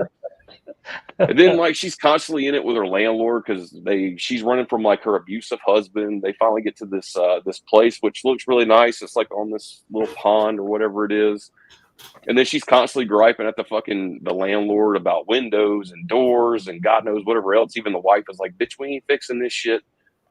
That was about the highlight of this movie is her complaining to the fucking landlord and him just sitting there. Of course, he's like attracted by her and wants to, fucking find out. But like, yeah, I'll fix it. And his old bitch wife was like, you ain't fixing shit. And that was about the highlight of this movie. That's about all I fucking pulled away from it. But yeah. Like I said, if you find us on Hamilton Book for like $2 or $3, I mean, give it a go. Watch $2 or $3, but anything over like $4 or $5, that's you're wasting your money. It's funny you said that because that movie Blood Money is on Hamilton Book. And I remember showing that to Alan. We both had carts at Hamilton, And I said, dude, you see this? And he goes, man, it looks good as fuck. I said, I'm going to watch it. I watched it. I said, get that thing out of your cart. Don't even get it out now before you forget. You end up buying that fucking thing. Yeah, I think right now Brad's got like 23 items in his cart. I got 21 items in my cart. Yeah. Well, I think I got 20. I got Blood Money or whatever that was. But yeah, it's man, it's bad. You know, not to beat the same conversation. Blu-rays, though.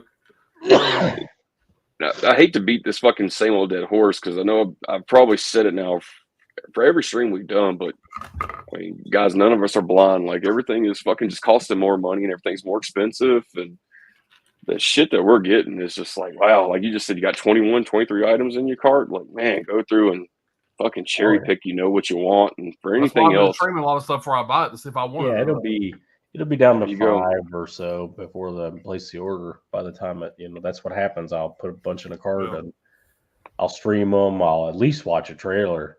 Even for a $5 release, like that Blood Money. I was like, how could this be bad? There, the way it's described.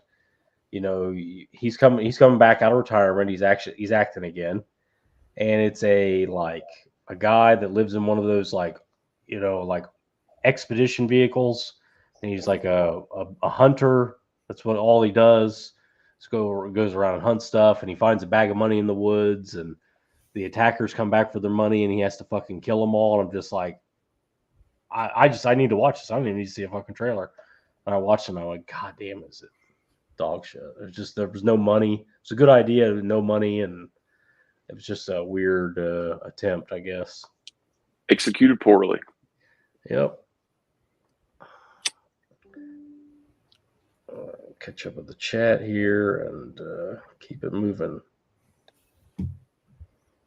Brett Madison picked up the DVD is Stale Popcorn and Sticky Floors. Okay. Creators and Stars, the best grindhouse films of the 70s. I have not seen it. I've seen that documentary. I think it's in one of my That's a cool name for a documentary, though. Yeah.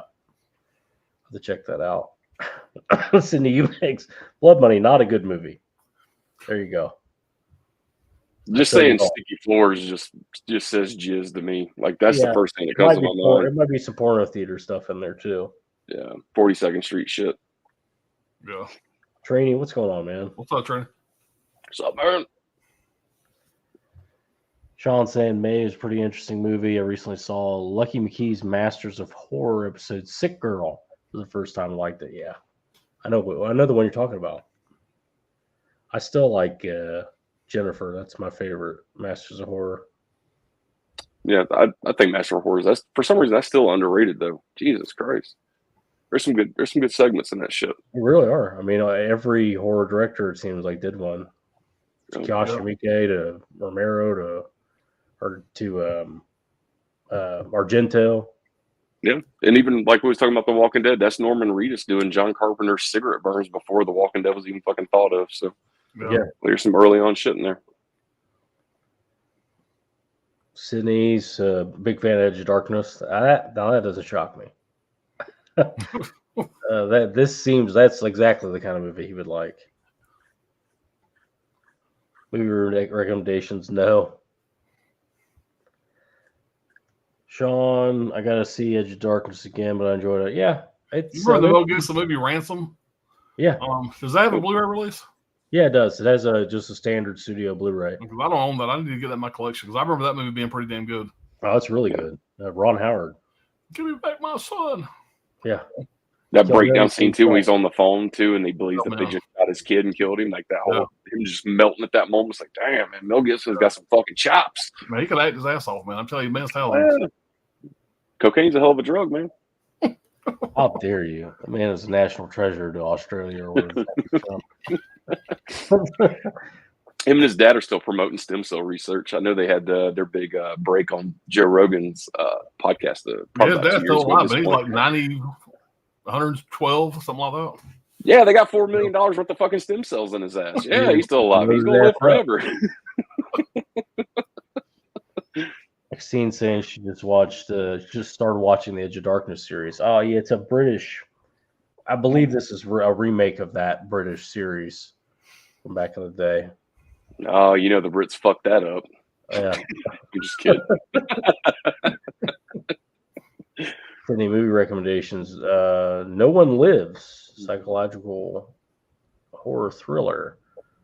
No One Lives. Yeah, no, I've never seen that either. I'll definitely check into these at the stream. Always do. Yeah. And then I end up watching. I end up going straight to my blind buy pile or something and watching. But what will end up happening is I'll end up seeing these for sale somewhere and go, oh, I've heard of this, and blind buying it. Caveman's putting over Edge of Darkness, and it's great. It's on Paramount Plus. Okay, cool. Damn, was that 2010? It's been that long ago? Yeah. Damn. I'm getting old. 15 years. Ragnar saying Christina Ricci, Black Snake Moan. That's a good fucking Yeah, flick that's right a there. good fucking movie, man. That really is. Yeah. Yeah, that's an underrated movie, I feel. I don't know if that. How is that germane to the situation? Christina Ricci's in it. You know what I mean? Goddamn Germans, they got nothing to do with it. God damn it, boy! The Germans got nothing to do with it. What is the world coming to? Sydney, movie recommendations: Felony, 2014. Felony, thriller, independent drama, directed by. I'm thinking of Felon. It's not Felon. That's a different. I like the cast except for Jai Courtney. Jai Courtney's ass. Jai Courtney's he's for like every franchise he's ever been in. Yeah, Terminator. He's ass. The fifth attempt ruined it. That, when you try 5 times to get Tom Hardy and you'll settle for Jai Courtney. Oh. Ragnar sucks when it's between groceries and movies and you have to eat. There you go. Whoa. Yeah, that's. Try and get ramen and Viennese sausages. Buy your movies. It'll be fun. Yeah, you'll make it, man. Just don't do like some that I've heard about doing, taking a couple credit cards and maxing them out so they can buy a bunch of shit to show on their YouTube channel, and then before you know it, they got to move out of the apartment they're in because they can't pay the fucking rent no more. So yeah, don't do that. That seems like a very specific instance you're bringing up there. I'm just saying that shit sounds so fucking chaotic. Where it's just like, oh well, nobody would surely make that up, but holy fuck, man, that's extreme. People do shit like that. These debtors and stuff. Yeah. I mean, like I always said, man, at least we spend our money like on movies and shit like that, man. I mean, it could be worse. It could be like heroin or crack, but I guess to some, it's the same fucking thing. Yeah. I got buddies that have fishing boats. They go hunting on like private preserves and shit like that, whatever. And it's like, I don't do most of that stuff anymore. I spend my money on physical media. It's all about what you fucking want to spend your money on. Yeah. Mm-hmm. My excess money goes to physical media. I don't get credit card debt, none of that bullshit. I do the paying for sometimes on big purchases, but that's interest free, of course. But I got to be careful on those because sometimes I'll have 7 or 8 of those. Oh, yeah, they add up. But you could probably agree though, if it's the summertime, it's 110 degrees outside. Are you going to buy more movies, or are you actually going to pay your electric bill? I live in fucking Florida. I'm going to pay my electric bill and buy more movies. There you go. If you just had to make the choice, like if you were, stretched that hard for cash, I think anybody would say, "Hey, like pay a But fucking if it came electric down to bill." air conditioner or movies, I'm going to have an air conditioner. I'm going to have an air conditioner. Right now, it's 69 degrees in this room right now. And yeah, it's 80 degrees outside here in Florida, but it's 69 degrees in here and it's ice cold. And that's going to be my life for the rest of my life. So AC in Florida is a must. Same thing in Georgia, Johnny. You got to have your AC. I feel like I touched on a sore subject, and now it's just going everywhere. Yeah. Well, I mean, this is not, at least for me, this has been a very light year. There hasn't been light year. To pick up. There hasn't been anything that were like, that basket case thing. I wanted it. I wanted a couple steel books that came out earlier and some Second Sight stuff. I got that, but. What I do is the first of the month, I go on Blu-ray.com, I go international, and I look at all the releases coming out all over the world. And I kind of, make a note of what I want to grab for the month, whatever. That's what I've been doing for the last year or so. And truthfully, like this month, there's been very, very few things that I've actually said, I got to have that, I got to have that, got to have that. Because I collect different now. And I'm fixing to make a video about this. I ain't made a video on my channel in a fucking coon's age. Couple years. I'm fixing to make a video on my channel about how I collect now compared to how I used to collect.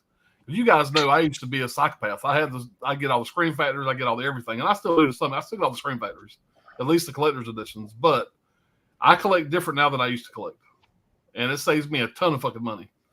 And I'm also going through, and if I watch something now, and I kind of got this from Brad, if I watch something now and I tell myself, am I ever going to watch this again? And if I could truthfully say, I'm never going to watch this movie again in the next 10 years, I throw it my little, I got a bucket back here. I got movies that are just stacking up that I'm going to sell. And if I'm not going to watch it again, it's not going to have space on my shelf. You know, I want somebody to come in here, look at my movies, and be able to say, okay, this is his collection. He likes these movies because he has a reason for watching these, not because it's number 22 in a collection. Yeah, it's a representation of your taste. Exactly. And like I said, there's a lot of movies still on my shelf, whatever, that I have yet to watch. And I'm going to go through and watch whatever. And if I don't like them, they're being sold. I'm not going to put them back on the shelf again. And the way I collect movies now has changed so much in the last year. And so I think I got a pretty interesting video I want to make on that. I got a lot of shit to say about it. So that'll be coming up between now and 2025. So at some point, I get around to fucking doing it. Between now and the next Olympics. So it's important to have goals, man. My channel is still around, by the way, just so y'all know. It's still but there. I just hadn't done shit. But my channel's still here. So don't fucking unsubscribe. I mean, fuck, I'm still around. I got all your subscribers, so. Yeah, I know. I need to first steal some of your fucking subscribers. I gotta get fucking Tony subscribers, and then I'll be complete. I have what I need. I'll be ready to take on Jeff for the biggest physical media channel ever. Contest. Get him. Yeah, good luck. He doesn't do physical media anymore. That's for losers. So even though all subscribers, I don't know how he has any subscribers. After he went on and said, I'm not doing physical media anymore, they should all hit the fucking button and go, oh, fuck you then. I mean, can you imagine how much money he made off of selling that art and all that bullshit that he had? For fucking fractional ownership and fractional ownership and fucking fine art. It's the timeshare of art pieces. Whatever. Good luck to him. Trini, Brad would have told you blood money was, well, sometimes you just don't know. I got a habit of speaking my mind when I start getting the buzz. So I got to be real careful the rest of the stream. Oh, yeah. Don't worry about it. This isn't on your channel. Touche. Yeah. Maybe I can take away some of your subscribers. I'll see if I can get as many people as possible to unsubscribe. There you go. Take a shot. Have another drink and tell us what you really think about Juice. I know Brad don't give a fuck. That's the great thing about Brad is I know I can say whatever I want to say. He don't give a fuck. I'll end up fired tomorrow. Britt Madison, Last Kino Sale, Charlie Varick, 1973. Damn, what a great bank heist movie. Yes, sir. See, when I hear that movie, I've heard of that movie. I've never seen it. Mm-hmm. But I hear Walter Matthau and Bank Heist, and I'm like, okay. And I believe he's the hostage negotiator, something like that. Mm-hmm. So that makes a little more sense, but. There's another Walter Matthau movie I'm interested in seeing. It's called the Laughing Detective or it's the Laughing something. The Laughing Detective, the Laughing Cop, something like that he's in. It's an old 70s movie with him in it, and I've never seen it before. I'm kind of interested. It's a Kino release. I need to check out. We also have the original Taking Pelham 1 through 3 too. Yeah, Charlie Varick, man. I think in your taste, man, you'll definitely like the hell out of that movie, man. Plus, I think when I got during the Kino sale, I think that was one of those movies that was probably like $8 or something. And that was a damn good movie. That was Jake's recommendation from. But truthfully, Walter Matthau, my experience with Walter Matthau was Bad News Bears and Grumpy Old Men. Past that, I haven't seen a lot of Walter Matthau stuff. But he's great in Bad News Bears. Dennis the Menace. Yeah. Then I've seen Dennis the Menace. He's great in that. Yeah. But fucking Bad News Bears, when he pours out his beer, so he can pour liquor into his beer can. Yeah, dude, it's fantastic, dude. It's gold. And Billy Bob Thornton did a great remake of that, by the way. Yeah. The kid, the fat catcher kid that's on keto, and he has a Ziploc bag full of bacon in his pocket. It's great. X-Teen saying the Laughing Policeman. The Laughing Policeman. That's it.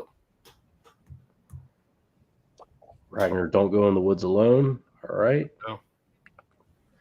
Here's some food for thought before we get to the number 3 here. Mickey Rourke, name your 3 favorite movies. The Wrestler. Think about it, Alan. We'll come back to that one. All right. I'll put you on the spot. But here you go. That's number 3. All right, I'm gonna try my best here. All right. Now, this movie here is going to be a long ways away from anything we've talked about so far before or whatever. But if you have not seen this movie, I can't recommend this movie enough. I will start off before I show what this is. This is a Walter Hill movie. Now, everybody knows Walter Hill has done some great shit. That's going to be Crossroads. I grew up on this movie. I've watched this movie at least 50 times. Yeah, you got Ralph Macchio, who everybody knows him as a Karate Kid. Other than maybe The Outsiders, this is the greatest thing he's ever done besides Karate Kid. And the guy's name that plays in this with him, his name is Joe Seneca. He plays the old black guy, whatever, that is the old bluesman, if you've seen the movie. I feel like he has got one of the most underrated performances maybe ever. I mean, I felt like he gave an Oscar-winning performance in this movie, and I thought that he just don't ever get talked about. Like I said, it was directed by Walter Hill. It came out in 1996. Stars Ralph Macchio, Joe Seneca, Jamie Gertz, Joe Morton. If you don't know who Joe Morton is, where he's the guy that plays Miles Dyson in T2. You got Robert Judd, who plays the devil in this. He's known as Scratch or also Legber. And Stevie Vai. Now, people that are not very musically inclined, Stevie Vai is the guitar player that joined David Lee Roth when David Lee Roth left Van Halen. Mm. When David Lee Roth left Van Halen, Stevie Vai was his new guitar player. He replaced Van Halen, so to speak. He's that caliber of guitar player. He's a guitar god for sure. I think the reason why this movie hit home so much for me back in the day is right after Van Halen broke up, which was the big deal for me because I was a huge Van Halen fan. David Lee Roth came out with an album and a tour called Eat 'em and Smile. That was the name of the tour. And Stevie Vai was this guitar player. Well, me and a buddy of mine went to Albany, Georgia. I was too young, but somebody drove us to Albany, Georgia, and we went to see David Lee Roth in concert. Stevie Vai was a guitar player. Fell in love with Stevie Vai. This movie came out. And basically, the premise of this movie is Ralph Macchio is a classical guitar player. He's going to Juilliard, but he has a love for the blues. And he's trying to track down this lost song, Robert Johnson. Anybody knows anything about blues, which I really don't. But Robert Johnson is this famous blues player who supposedly recorded 29 songs. There was a 30th song that never got released. But he has a guy that he used to play with named Willie Brown that's in this old folks home in New York, whatever. And Ralph Macchio goes and tracks down, after trying to find this lost song, he tracks down Willie Brown in this old folks home. He gets Willie Brown. Long story short, he breaks him out of this old folks home. And they go down to Mississippi, whatever, try to track down this lost song. And basically, Willie Brown is lying to him. There really isn't a 30th song. He wants to take him down to Mississippi because back in the old days, he met at this crossroads, made a deal with the devil that he sold his soul in order to be a popular blues player. Well, now that he's old and decrepit, he never got what he really wanted to get. He's trying to break the deal with the devil. And you have Ralph Macchio going down with him, and they meet the guy that's like the devil's right-hand man. And I will say the guy that plays the devil, his name is Legber. Fantastic. He's not in it very much, whatever, but he's absolutely fantastic as this character. And basically, Ralph Macchio, long story short, ends up saying, look here, I will offer my soul in order to take this guy's soul away from you, whatever. But he says, in order to do that, the devil says in order to do that, you have to cut heads. And this is the best part of the fucking movie. I watched this the other day. My wife was in the room with me, and I'm just fucking geeking out, man. Here's my arm. The battle. How much I love it. He has to cut heads with Stevie Vai. And when Ralph Macchio and Stevie Vai are cutting heads, which basically means it's a guitar competition. If you've seen it, you know it is absolute fucking gold. If you're a fan of music, I'm not a big blues guy by no means, but if you're a fan of music, this movie here is absolutely a fucking winner. Amen. I think I gave it a 4.5 out of 5 stars, something like that, whatever, on Letterboxd. It is a movie that I grew up with. I will die loving this movie. I can't recommend it enough. If you've never seen it, absolutely watch this movie. It's fantastic. Walter Hill, it's a great story, great characters. Joe Seneca, whatever, the black guy in this, Willie Brown, so fucking underrated. Such a great character. It's absolute gold. I love this movie. I watched it again for the first time probably in a couple of years. I've seen it 50 times, and it holds up, man. It's so fucking good. So Crossroads, that's the next one I watched. I could talk another 30 minutes about it. There's so much about that movie I love. It's a great fucking movie, man. Joe Seneca's so funny in that movie, man. Just a crotchety old bastard. You know, he's just great. Yeah, the guitar battle in that too, man. I remember just being a young kid and watching that guitar battle take place, man. That was just one of those things where it was just like, damn, like you could watch that over and over again, and just to see Steve Vai get pissed off.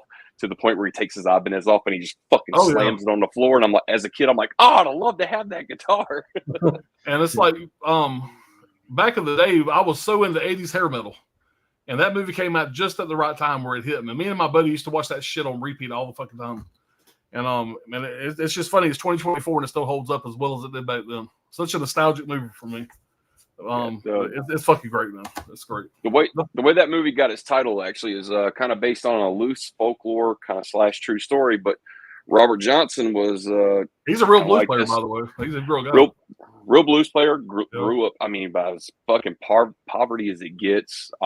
He was trying to learn guitar, didn't know much. He left home for a year to go work somewhere else on a plantation, and took his guitar with him. And he came back a year later, and the local townspeople realized, like, holy shit! Like, he left for a year and came back, and now I think he was one of the first blues guitarists to incorporate what we call the slide, for brass slide guitar. Yep.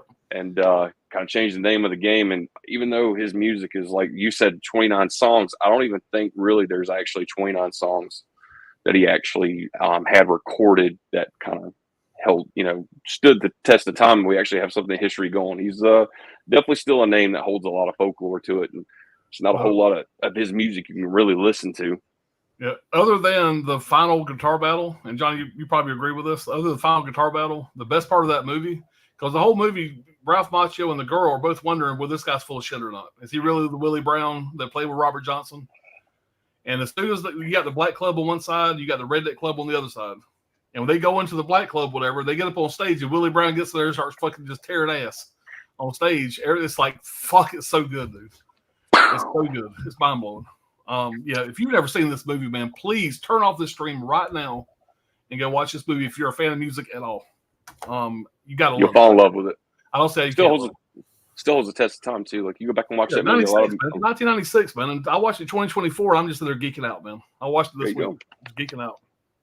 And everybody loves that good folklore story too. Like, all of a sudden, this guy came back who couldn't really play guitar, and then they're like, "Oh, well, he met this certain point at a crossroads, and he told the devil he could have his soul as long as he could be the best guitar player on the planet." Dude, any kid who loves music who wants to play a guitar, that shit right there is like candy on a shelf. It's like, oh my god. Yeah, I'm going to tell you some shit now because I got alcohol in me. There's 2 times in my life, whatever, that I thought I was going to learn how to play guitar. The first time actually was Coal Miner's Daughter. I know, I was like 6, 8, something like that. When I watched Coal Miner's Daughter, I was like, fuck, I'm going to get a guitar. I actually got one for Christmas that year, and I was going to learn how to play guitar. I realized I have the musical talent, whatever, of a fucking baboon. I have no musical talent at all. When this movie came out, I said, again, I got electric guitar this time. And I'm learning how to play fucking guitar. I went and took guitar lessons. Again, I have no musical talent at all. But this movie and Coal Miner's Daughter, the 2 times in my life where I told myself I'm going to learn how to play guitar, and I just didn't have the ability. I mean, I just started using my opposable thumbs like 3 years ago. So, but like I said, the movie fucking, dude, it's fantastic. No, I need to change it to 5 stars on fucking Letterboxd. Who released that Blu-ray you got there with that slip? It looks Mill Creek, a little bit like the. It's one of those like VHS looking Mill Creek releases. It's got the VHS slip. I think I got a couple of those. I just can't remember what company that is. That was. Is that Mill Creek? I think it's Mill Creek. Mill Creek or Anchor Bay. I think it's Mill Creek. Okay. Yes, Mill Creek. But, man, I think what they did, like, Don't Answer the Phone and shit like that a couple years ago. There's quite a few of them, yeah. Quite a few of them. This needs to be a Kino 4K, but for sure. It needs to be a Kino 4K. Put a soundtrack in there with it, too. Fuck it. Go the whole route, because that score of that movie's great. Yeah. All right, my third one here is going to be a lot less enthusiastic. It's, girl, we're talking about gritty New York movies. I was trying to find my copy of Chud, and I don't know how we got on this movie, but it is a gritty New York movie, but a tamer one. But 1976, God Told Me To, a Larry Cohen film. Another Blue Underground 4K I got that I haven't watched it. This is a bizarre movie. Have you seen this, Johnny? I haven't. So you see this? I didn't know that was a Larry Cohen film. Yeah. You see this big warning at the bottom. This film contains scenes of violence and intense horror. Mm-hmm. It's extremely tame. It's more of a conspiracy type thing. but I still enjoyed it. It's just very fucking weird. Weird is not the word. It is very out there. So what it is this detective, the straight-laced detective here, overtly religious detective, like a zealot even. Like he has problems with his marriage and his mistress and all this other stuff. He's just very, very religious, having like some kind of Jesus crisis. And these random acts of violence keep happening all around the city. And the killer, as they're being killed, they roll over and say, God told me to. And he keeps, and he doesn't believe it. He doesn't know what's going on. He thinks the department's fucking with him.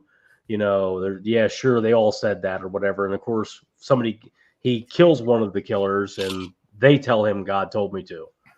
And he continues on and it becomes this odyssey. He's having all this religious crisis, and it all leads him to this Jesus-like character. Tony's seen it. I can't really go like we talked about him and I talked about it. It's another one of those movies where it's like I liked it. I don't know why I liked it, and it gets it goes so fucking weird, and it goes such a hard. That's what I think people are drawn to about this movie. Is it changes and it becomes such a weird. It takes such a weird turn. I don't want to spoil it for anybody if they haven't seen it, but an interesting movie of the era, that 70s New York kind of feel, if you're into that kind of stuff. But the turn alone is worth checking out, and you will definitely go, what the fuck?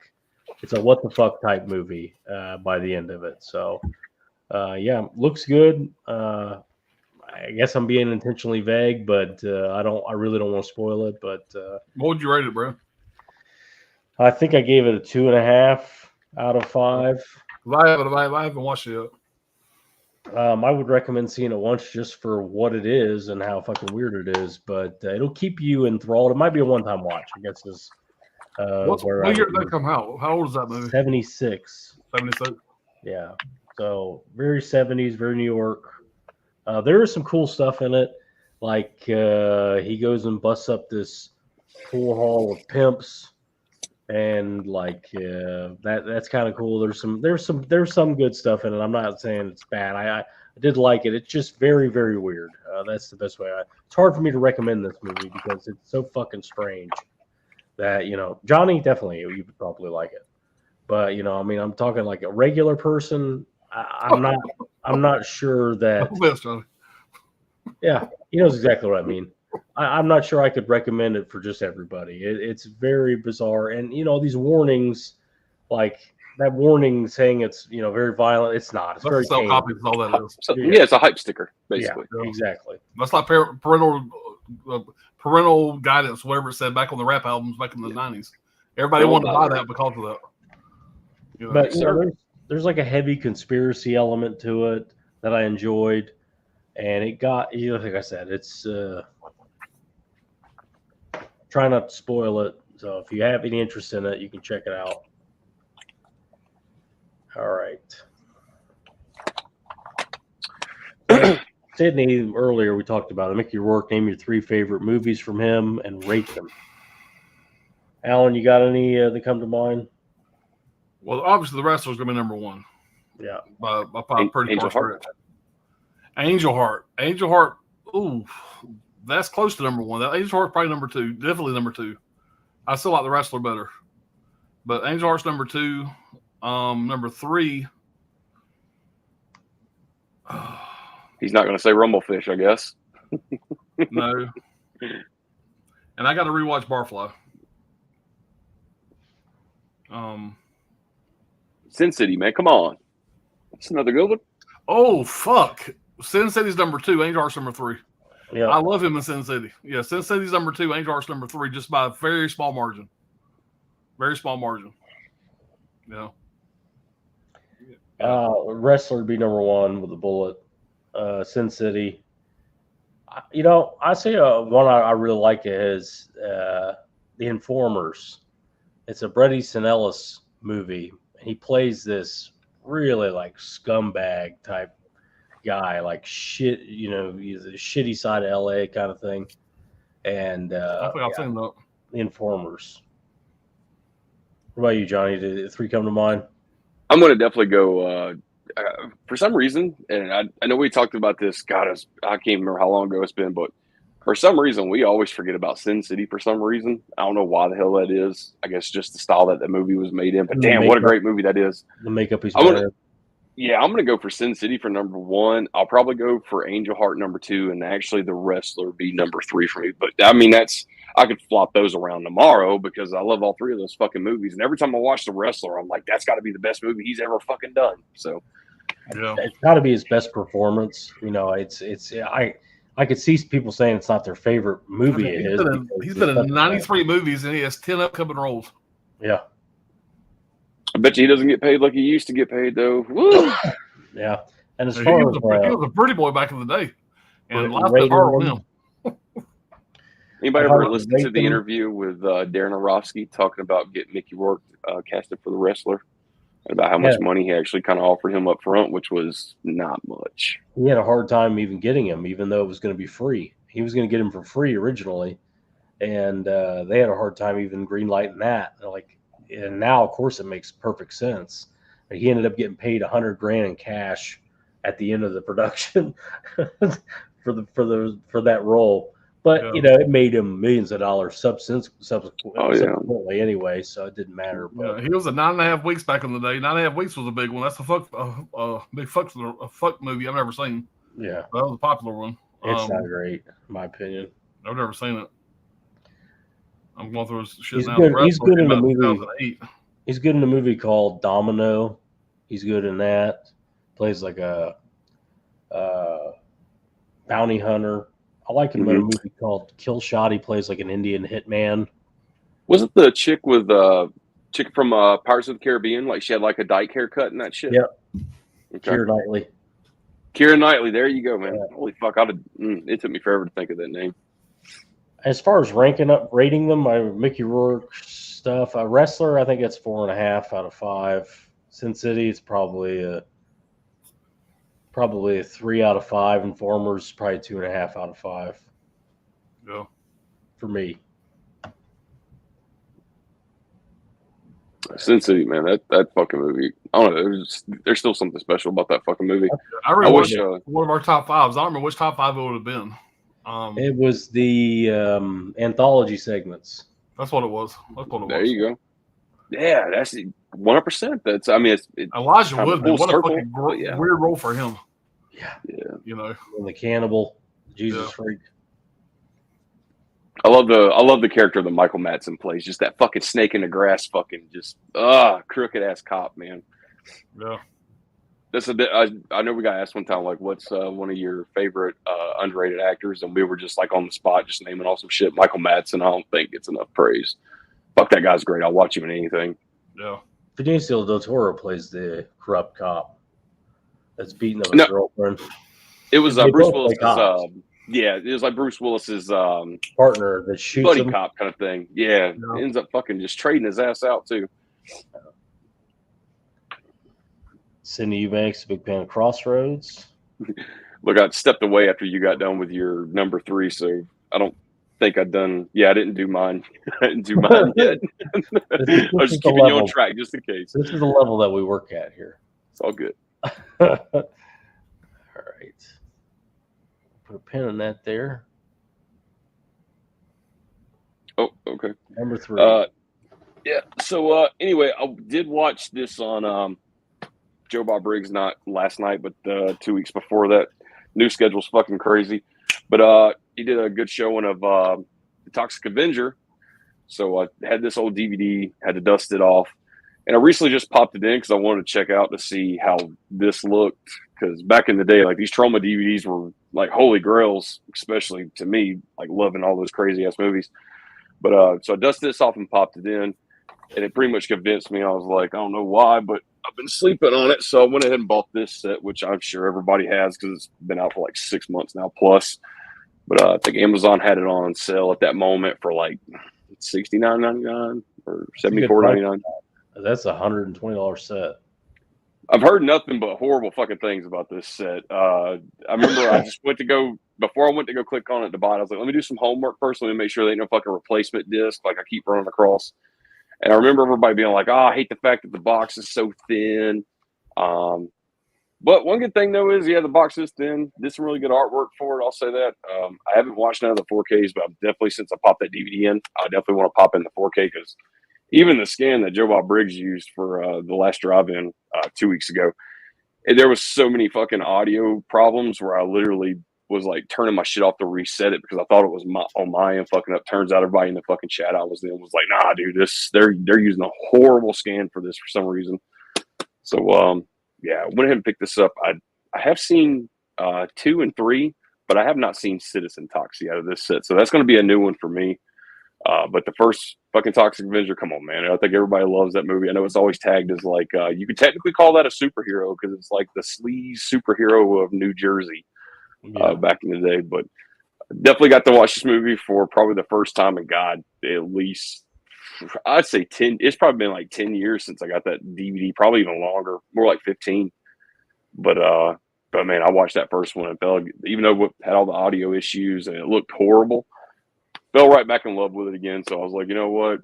I haven't bought really anything big in a while, so let me treat myself. So told the wife, I was like, throw this on the Amazon cart. And sure enough, she did. She went ahead and picked it up for me. So I did open it just to make sure all my discs were in there. I know a couple of people were saying like discs for the second movie, for some reason, the Blu-ray was missing in some of these sets, is what I got the gist of. And then for some reason, the third movie, half the time people found scratched up the 4K disc. Jesus. So kudos to Troma though, because they could have literally just busted this setup like anybody else would have done. I'm surprised that they included the Blu-rays with the 4K. I'm surprised they didn't just make one set that was 4K only, and then the next set that was Blu-ray only, just to separate them. And they did. They made a Blu-ray set a while ago. Really? Yeah, it was a few years ago. So and, is this the same scan though on these Blu-rays? Vinegar Syndrome did that. Vinegar Syndrome did the work on that. On this set? Yeah, on that set. Yeah. Okay. Not the Blu-ray. Keep in mind, when I was doing my homework, the only thing I found out was just, of course, like the disc problems with the scratches, the missing disc for disc 2, and then not to mention the flimsy ass box. Other than that, I was like, okay, like I'll get my set and take a swing for it. I didn't even know Vinegar Syndrome had done the. I take it they did all scans for all 4 of the films. Yeah, all the work for Lloyd.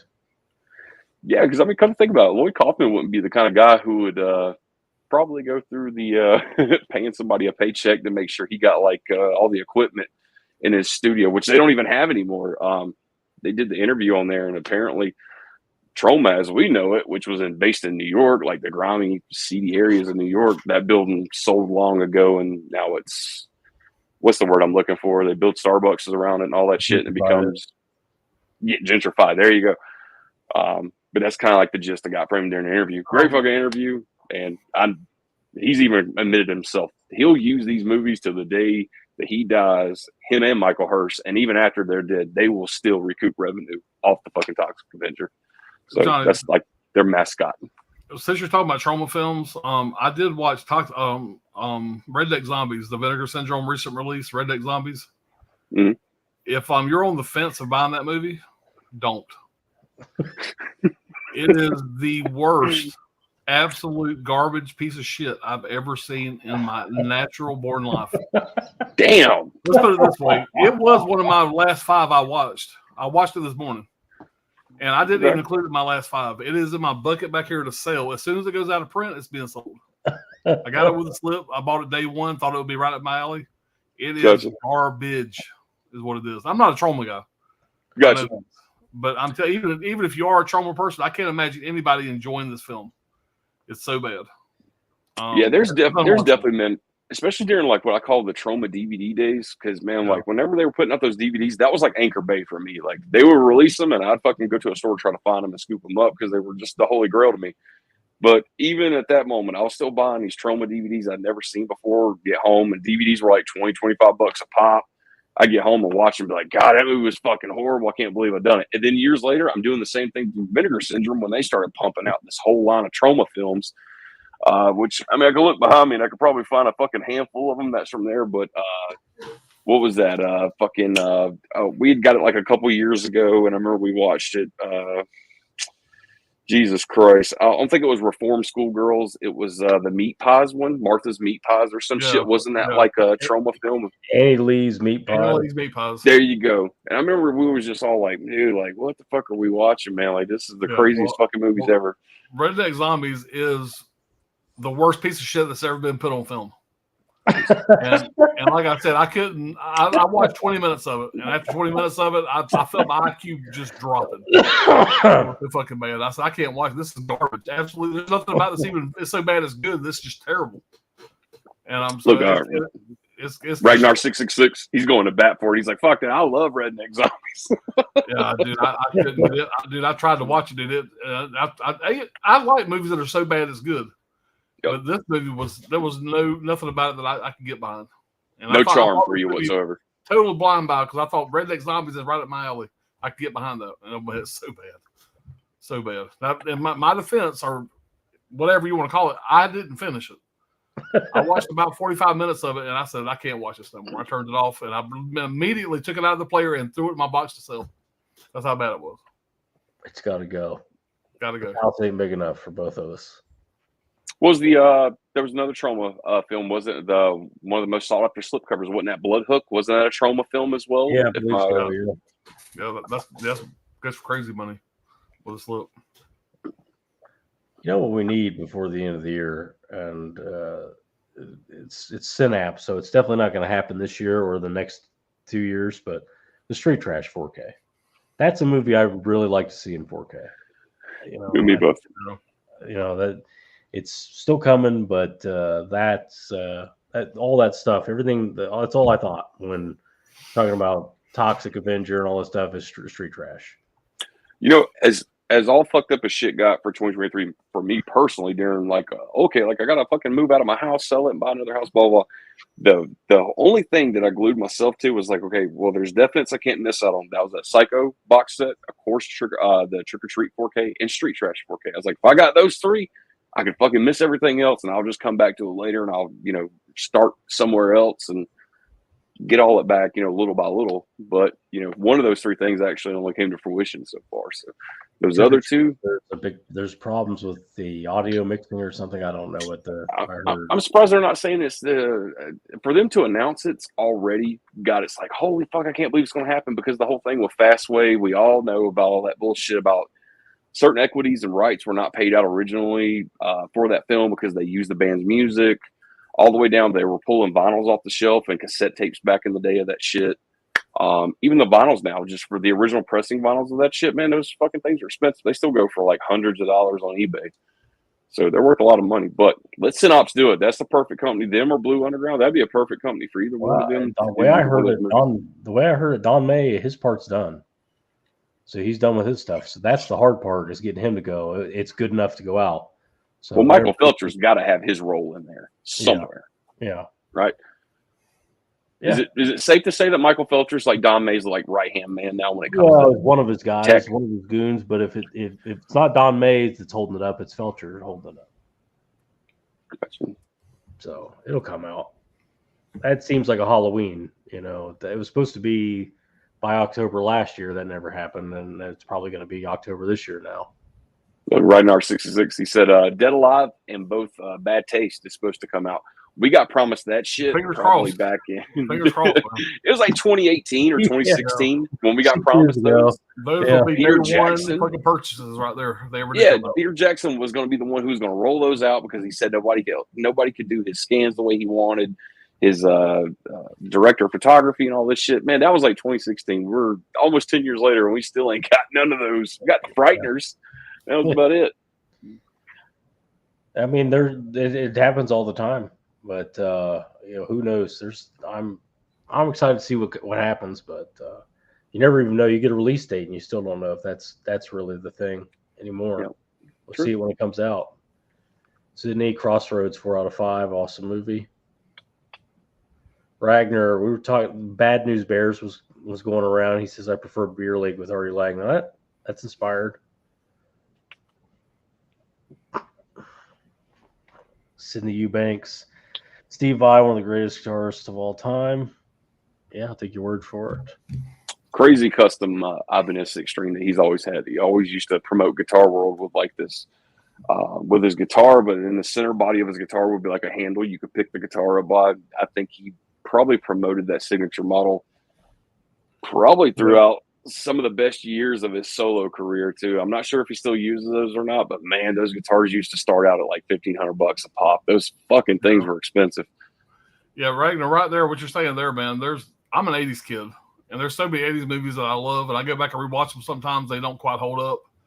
But I'll tell you right now, man, that movie right there, it holds up like none other, man. It's so fucking good, man. It's so good.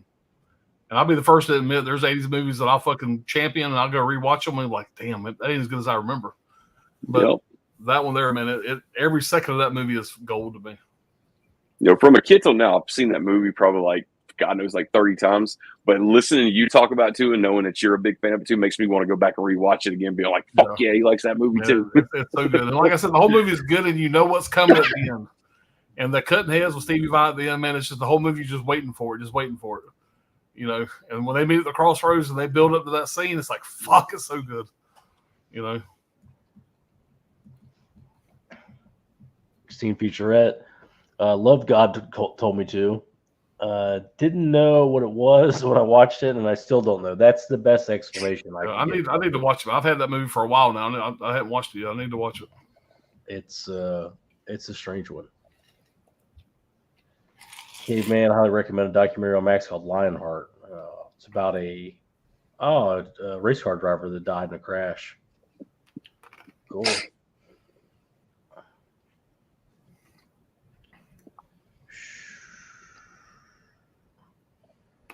Steve Banks, top 5 suggestion, A24. I've seen this in the chat, so I went ahead and got my list ready.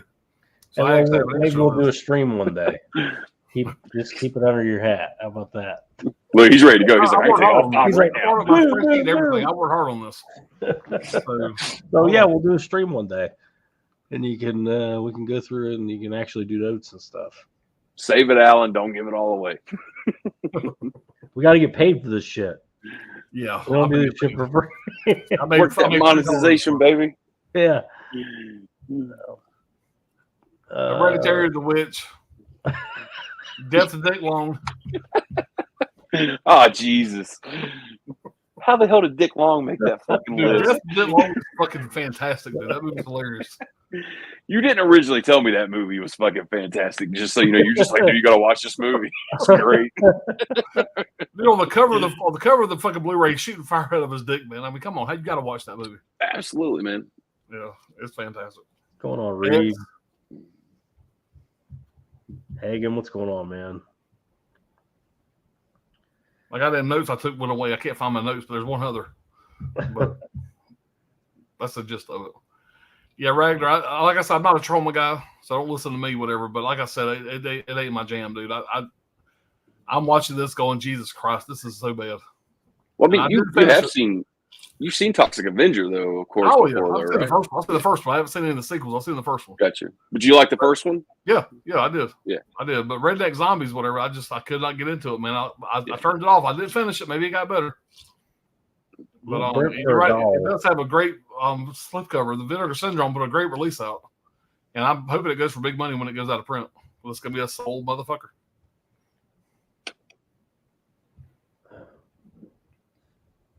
Dead Alive, yeah. Hagen saying one of my last 5 is Stargate with Kurt Russell, James Spader. Yeah, another one I need to rewatch. I didn't know there was. You'd think there'd be a Blu-ray of it. Bring up an eBay find. All right, we're around to number 2. Oh shit! Hold on. All right, this is the one that I'm sure a lot of people in the chat's going to disagree on. But I don't care. I've watched the movie a couple times. I rewatched it again recently, and I don't understand the hate for this movie. That's going to be Death Wish. Oh yeah, Bruce Willis, Eli Roth. I know a lot of people don't like Eli Roth. I don't understand it. I watched this movie here, and I went to myself. I know that a lot of people don't like Eli Roth, and after I watched this movie, I went back and got on IMDb. I got his filmography up, and I said I'm going to go through and watch. You can look at my Letterboxd. I watched a lot of Eli Roth shit back to back to back after watching this. I feel like that even though this is kind of a drop off for Bruce Willis, I will admit to that. I thought this is the last great Bruce Willis performance that we got and will ever get. See, that was the end. I agree with you. And like Looper somewhere in there, he's pretty good in that. Before this. This is after Looper. I can tell you, like, you can tell in that movie, because I watched it on your recommendation. I'd only seen clips of it. I'd not seen the whole thing. But you can tell that he's ailing. I know exactly what you're going to say. I told my wife the same thing. She came in halfway through this movie, and I told her, I said, I feel this is Bruce Willis's last great movie. And you can tell that he's not quite the same charismatic, Bruce Willis that we're used to getting, whatever. It's still a good performance. I absolutely love revenge movies. I love the original Death Wish movie with Charles Bronson. And I'm not one that's going to hate on a remake. I'm going to watch the remake, and if I like it, I like it. If I don't, I still got the original. I'm fine with that. This remake here, you got Bruce Willis. You got another guy that I'm a big fan of. I always say his name wrong. Vincent D'Onofrio. Yeah, Elizabeth Shue, which she's a minuscule character in this. She's fine. You have Dean Norris in this, the guy you got Hank from Breaking Bad. Yeah, kind of playing the same character he played in Breaking Bad as a detective in this. Kind of the same deal. He don't realize that Walter White, whatever his brother-in-law, is the fucking main fucking henchman. And this, you don't realize that Bruce Willis is the fucking guy going out being the fucking Death Wish guy. Yeah, kind of the same character, and he's fantastic in this. I just don't understand the hate. Is it the hate because it's Eli Roth? Is it because it's a remake? It's a Death Wish remake. It's Eli Roth. Don't get me wrong. I love Charles Bronson. I'm a fucking huge Charles Bronson fan. And I can watch this movie and separate it from the Charles Bronson series, whatever, and go, man, this is a fucking good movie, man. It's a great revenge movie, which I'm a big fan of. It's a great Bruce Willis movie, which I agree with you, Brad. Watching this movie, you can tell that he's kind of dropped off a little bit. Me and my wife had a conversation about this. You can tell he's not complete Bruce Willis. He's not all there. And I do think this is the last great performance that he gave, even though it's not his best performance. It's still a solid Bruce Willis performance, whatever, and it's a solid fucking movie. He's a surgeon, which the original Death Wish, Charles Bronson was an architect, if memory serves. That's an architect, yeah. He's a surgeon in this, whatever. He's the guy that saves lives. It's not a spoiler. His wife basically gets killed. His daughter gets, put in a coma. And he goes from being this regular Joe, the straight-laced upper class guy, whatever, to going, I'm going to go get some fucking revenge. And I love the way they modernize this, where you have talk shows talking about the vigilante guy, debating on whether he's a good guy or a bad guy. These are real. He's watching YouTube videos on how to fucking shoot guns. Yeah. Because he knows nothing about this kind of shit.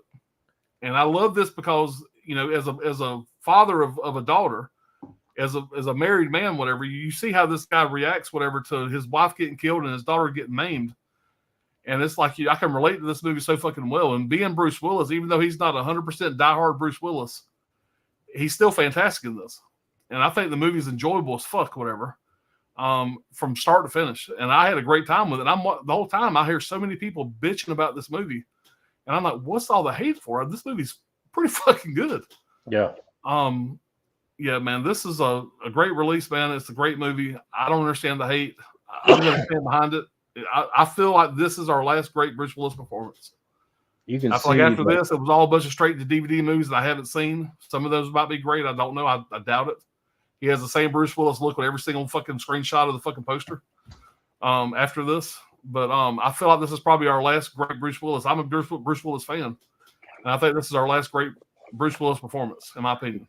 The way I've heard, I'm gonna stand behind it. I don't give a shit. I love it. I love this movie. Eli Roth said that they butchered the movie in editing, and they covered some of the practical effects with CG to make it look less disturbing. Yeah. Me and you talked about this, and I'll find a director's cut or an unrated cut or something, whatever. I think this is just the theatrical release, I believe. Yeah, it's just there was too many shots of people getting their brains blown apart and stuff, and they only left one or two practical effects in the movie, and the rest is CG cover up. To soften it, to make it look less real, so it'd be so less disturbing. There's a lot to it. I think Bruce Willis did a good job, even though he was like. Yeah, and my dad was a fucking diehard Charles Bronson Death Wish fan. My dad watched Charles Bronson Death Wish probably 150 times in his life. Anytime it came on TBS. I wish my dad was still alive to watch his remake. Like I said, he's a diehard Charles Bronson fan. I would love to get his take on this movie here to see what he thought about it, because I thought it was fantastic. Yeah. I have nothing negative to say about it. You know, how do you think it would have gone with like Mel Gibson playing Kersey? Yeah, somebody a little darker. You know, I would have liked to see Bruce Willis play that character 25 years ago. Yeah. You know, there's a point where he like he tries to run down some stairs, and it's like, all right, somebody there to catch him. Jesus Christ! Yeah, like you can tell he's not the same Bruce Willis we used to see him back in the day. But like I said, but still, though, it's effective. It may be more effective because he's not the action guy. Yeah, you know, I think it plays more into it because he's just regular Joe. He's a surgeon, used to saving lives. Now he's going out taking lives, and I think that actually works in his favor in this movie a little bit. I've never actually seen that movie, but as soon as Brad started talking about it, I remember right after that movie came out, the score was so low that it was given. And I remember at that time, like you just said, everybody and their mom was just lined up to bitch about that movie, whether it was being just a critic or just a typical moviegoer. But I remember seeing that too, like where it seemed like fucking Eli Roth was pretty much running to the scene really quick to try to defend himself, because he was at that moment even saying that because of the backlash of that movie, he was scared if he was ever going to get financial support to make another movie again. And the story that he did give was he blamed the studio for the editing process of that film. And I remember that. I remember when all that happened. You definitely sold that movie on me. I really want to go watch it. I'm a huge fan of the Bronson films just as much as you are too, man. Like those are classics to me. But if you can watch that movie and you're like, hey, I can totally separate this fucking movie from my love of the Bronson flicks, that's the shit. I went into this movie expecting to hate it because I had heard nothing but negative about it. And this isn't the first time I've watched it. I've seen it before. I watched it on streaming before Scream Factory put this out. But like I said, as a huge fan of the original, I went into this expecting to hate it. And I was like, dude, this movie's pretty fucking good. And after rewatching it again recently, last week, whatever, I'm like, I love this fucking movie, man. Back up for a moment. I just don't get it. Did you say Shot Factory put that out? Yeah, Scream Factory, Shot Factory put this out. 4K release. Nice. Okay. Yeah. Yeah, man. It's solid, man. It's solid. I wish it was Bruce Willis 20 years ago. And you're right. I should have watched that movie. Fantastic in that role. Mel Gibson would have been perfect. I mean, you got to. Another thing too is him losing it like he was. Nobody knew, and nobody certainly knew then. I mean, he's coming off Looper, where he did a pretty good job. If the math is right, I don't remember what was first or whatnot, but it's like you got Eli Roth gets Bruce Willis to be in the movie. The studio loves it. Eli Roth's excited, and then he comes in and he's just a little like, I don't know, blasé is the right word. He's just a little. He's not very excitable and a little. Yeah, Looper was 2012. Death Wish 2018. Okay, yeah. So there you go. It's unfortunate that he had to go that way, but yeah, I enjoyed it. I'd like to see a director's cut. They should have at least given the kid a director's cut if they're going to butcher it. You know, let him have it on the disc later so he can see this is what it should have been. Correct me if my memory's wrong. Is Looper the same film where they did like some weird CGI effect for Joseph Gordon-Levitt or something like that? No, they put practical makeup on Joseph Gordon-Levitt to make him look like Bruce Willis. Okay. They put like a nose and a forehead, appliance on him. I'm definitely thinking of the same movie though, right? Yeah, there is some CG in it, but it's mostly practical. But yeah, I watched that movie on Alan's recommendation. I liked it a lot. I didn't get I don't get the hate for it either, but I would love to see a director's cut. I think a lot of it is Eli Roth, and I don't understand that either because most of his movies, I've pretty much 90% of his movies, I don't really like Clock on His Walls or whatever it is that Jack Black. That's not my speed, whatever. But most of his movies I do. Man, I love the fucking Hostel movies. I mean, he had to do with kids movies, man. You got to be universal. That movie, Death Wish. It's not so much like the original anyway.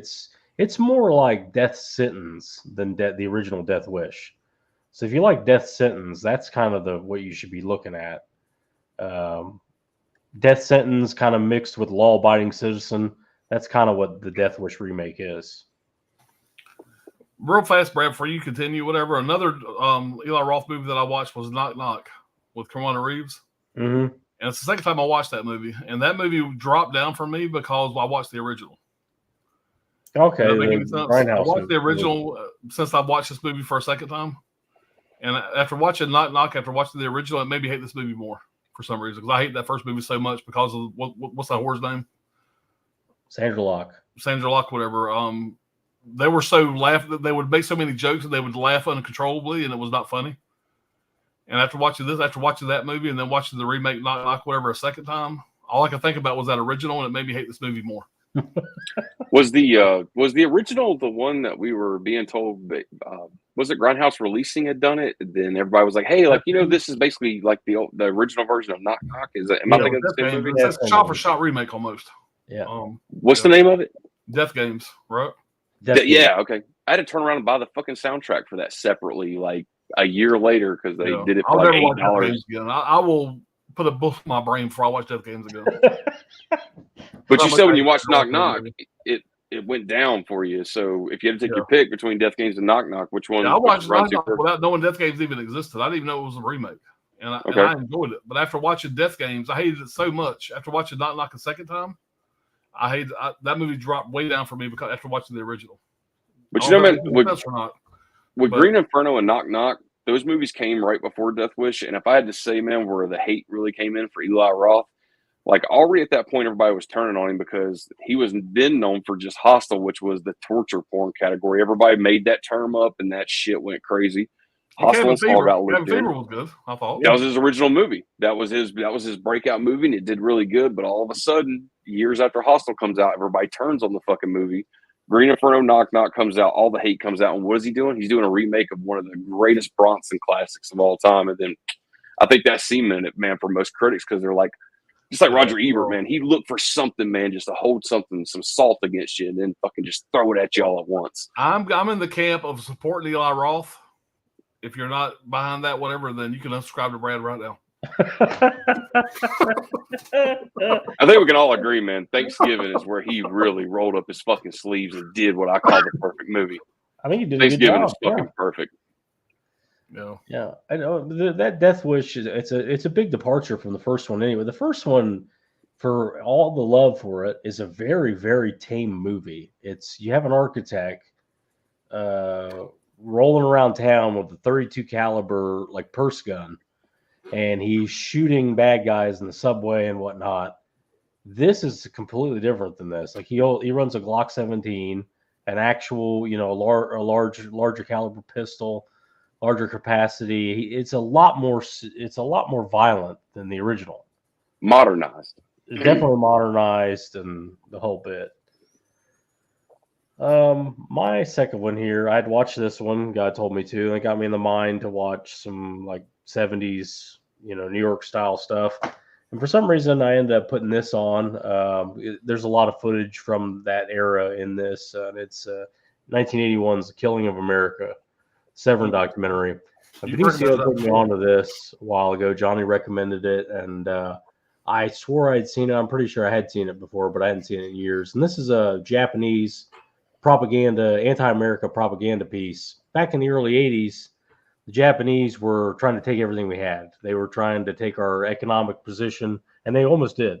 That didn't work out great for them. But what this covers is some of the most violent incidents in America, like Kent State shooting with the government, and Whitman's shooting, and some other things, the Manson murders, and it's just a real gritty, grimy documentary, very well done.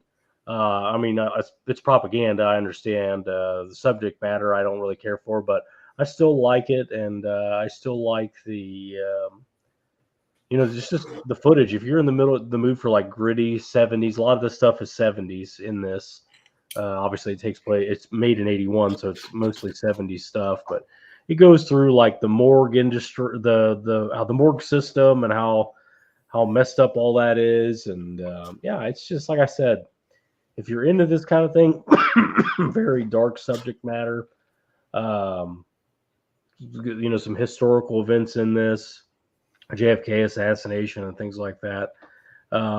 It's a good companion piece with some gritty 70s movies, but that's really where it ends. Like I said, I was just in the mood to watch it after seeing God Told Me To, and so really solid Severin documentary if you haven't seen it. Even though, like I said, it's clearly propaganda. I think Medicio was the first one that ever talked about that. Yeah, one of our past streams. Yeah, It was our documentary stream he was on, if I remember correctly. All right. So this is definitely one of the most recent watches.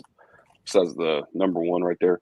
But this was on, of course, like I said, with the whole thing with Joe Bob Briggs changing that entire format up. We don't get him every Friday night like we used to for the seasons. Unfortunately, it's every other Friday. And now instead of doing a double feature, they only do one movie, which is it's a little hard for me to adapt to that schedule. It's un-American for him not to do that. Man, it's just look, man. Like you take an hour and 20 minutes, like a 90-minute movie, and automatically you're looking at 3 hours right there, including all the Joe Bob segments and the introductions and outro and all that stuff. So usually, I mean, come on, like you would turn on Joe Bob at 9 o'clock that night. You wouldn't wrap it up until like 2:30, 3 o'clock in the morning. You just kind of already prepped yourself for it. You're just ready to go. So now that we're ending it, and it's not even midnight now, it's kind of like, okay, like I'm not getting enough, and I'll end up going back and watching an older episode just to get my feel on it. But this is the movie that he chose last night, and what a fucking movie right here. This was one that came out a few years ago, and for some reason, everybody slept on this fucking movie, and then you'd hear somebody say, like, okay, like, I finally watched that movie. Holy fuck, that was a really good, creepy movie. None other than The Autopsy of Jane Doe. Oh, yeah, man. Oh, yeah, it's a good movie. I was so fucking stoked that he chose to show this one last night, because I was just like, as soon as the show came on, of course, you could see the little punch board behind Joe Bob. And before he could even announce it, I saw the word autopsy sitting up on the top, and that it continued. And I was like, fuck yeah, it's going to be The Autopsy of Jane Doe. And I will say this is, I said this last night as well during the chat, but I think you could take any movie and put Brian Cox in it, and you're going to make that movie an actual solid film. I think that guy can cover it. Everything from comedy with Super Troopers. I know everybody's just going to straight up lean towards, be like, well, he was the original Hannibal and fucking... Manhunter. And I know we always go back to that, but man, that guy's done like even Joe Bob said last night. I think he's got 210 films now, completely under his roster. And the fucking guy's incredible in any fucking movie you can watch. But putting him in there, not to mention, I don't really care for him, Emil Hirsch. I think that's how you say his name. Yeah. I understand that they had to go for the pretty boy to attract a younger audience. I totally got how that works, especially for screen tests. I think those two as father and son, I think that plays off really well together. Last night during that showing, there was a little bit of confusion being like, I didn't really understand that we had family-oriented owned funeral homes. Well, if you look at the series like 6 Feet Under, we just mentioned a while ago, that whole family worked as a funeral home. Like the mortuary was in the basement, funeral home was up top where you did your viewings and everything else. Very common. So, yeah, it was very common. But, now as we keep progressing on and on, everything's more corporate and blah, blah, blah, and all that. So we're probably transitioning out of that just as well as like we all saw with the convenience stores and everything else. But yeah, what a great fucking flick. If you haven't watched this movie, this is one of those movies that it got shelved in Hollywood for so many years. The script was written probably 6 or 7 years before the movie was actually shot in 2016, I think it was. There was 2 writers for this movie. They wrote a script. Everybody loved the script, but automatically assumed that it was going to be a movie that wouldn't transition from page to the screen very easily. But were they wrong? And this was the first time that the 2 writers actually got a script to actually pass through Hollywood. Their first script they wrote was going to be like a $150 million script if they actually was to make the movie. It was kind of a Army of Darkness inspired. So their second script that they went to do, they were trying to write a script where it was going to be very simplistic. They were trying to say in the same location, which this whole movie takes place right in the basement of a funeral home in a mortuary. Very simplistic setup. Handful of actors, maybe including the cop that brings the body in, the driver at the end. There's maybe half a dozen actors in this movie throughout the whole movie. tops. And I mean, it just goes to show. They said it took $4 million to shoot this movie. You watch this movie, and you're like, where the hell did the $4 million go? Well, we know Brian Cox and Amelia Hirsch didn't do this shit for free, so somebody had to get paid. It was $2 million. There you go, half the budget right there.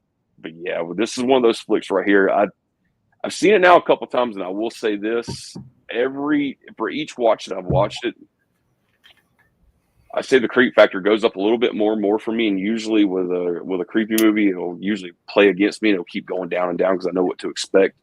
But while they're in the mortuary and they just start the autopsy, if you've never seen this movie, it's one of those things where the story progresses. Each cut, each bone they cut, whatever it is, like there's a scene in there where they're using fucking bolt cutters to crack ribs that they still do in autopsies. Now it's just one of those things. The tool hasn't been invented for yet, you'd think, but there's a song that plays in the background, like that keeps fucking with the radio inside there, with the lights, everything's like this paranormal thing that's going on. Every time I watch this movie, like those fucking scenes with that score is just so perfect. Just raise goosebumps on me. I'd be like, oh, that'd be a horrible fucking situation to be in. Already you're doing an autopsy on a strange person that that didn't die of natural causes. So that comes into effect too. All around, I'd say this is one of those movies I'm going to give like a fucking 5 out of 5 to. I remember some of those things where you like pull out a movie and it's just been recent. You're like, oh, I remember exactly what I was doing when I first fucking stumbled on this movie. Yeah. Remember all the details that night and all that shit, and just being like, oh, when the credits roll, like I was so happy to fucking watch it again because it was that good. If you haven't never seen this movie, I highly recommend this. If you're thinking about buying Monstrous instead of this, fucking you're a retard. Like, don't take Monstrous out of your fucking cart. Buy this movie instead. It's that's a good one. Really fucking good. Oh yeah. Glad to see his movie selections getting better this year. There was a couple in the last couple of years where it's just like, why the fuck is he even showing this on? He did do the Babadook on Last Drive-In, did he? Yeah, he did. Don't remind me of that shit. Well, even if you like the movie, which I don't hate it. I have no opinion on it really. I think it's whatever. That's not a Last Drive-In movie. No way. Definitely isn't. Even if you loved it, it's like, well, that's a Toxic Johnny, what's funny Avenger. is, Last Drive-In movie. Is I'm still part of y'all's Discord, and so I hear y'all talk. I have no idea what y'all are watching, but I hear y'all talking back and forth. What the fuck are they watching? I have to go see what Joe Bob's show was. I still get the text message from Discord for what you guys are talking about. Like, yeah, it's kind of funny that you brought the Babadook too. He definitely did in fact show it. But while they were showing the autopsy of Jane Doe last night, he was talking to he had both writers on and plus the producer of it, and they did a really good in-depth interview. Usually Joe Bob would just kind of ask kind of simplistic questions on budget, casting. They pretty much did a deep dive, and Joe Bob covered the fact that just like another movie that was just mentioned, that the autopsy of Jane Doe has now been labeled as like this a feminist rise movie, because we all know that the girl on the table, she's dead, but however, I don't want to give the plot away. And it's kind of weird that they brought that up, because of course the first thing that came to my mind was the whole thing was like, the gay community, whenever they did the whole thing of being like, well, the Babadook is ours, because it was mistakenly put on this streaming the streaming context of being like, gay thrillers or some bullshit. And like the Babadook was like #1 for it. And all of a sudden here comes Scream Factory rolling out a fucking rainbow slipcover for that movie and all that fucking nonsense or whatever. But to me, I'm like, well, if the gay community wants fucking Babadook and we're claiming shit now, like they can have that fucking movie. But as far as Autopsy of Jane Doe being like this feministic rise above the male ego kind of, I'm like, man, that ain't got nothing to fucking do with that movie. You're like 100%. They're reaching for something there.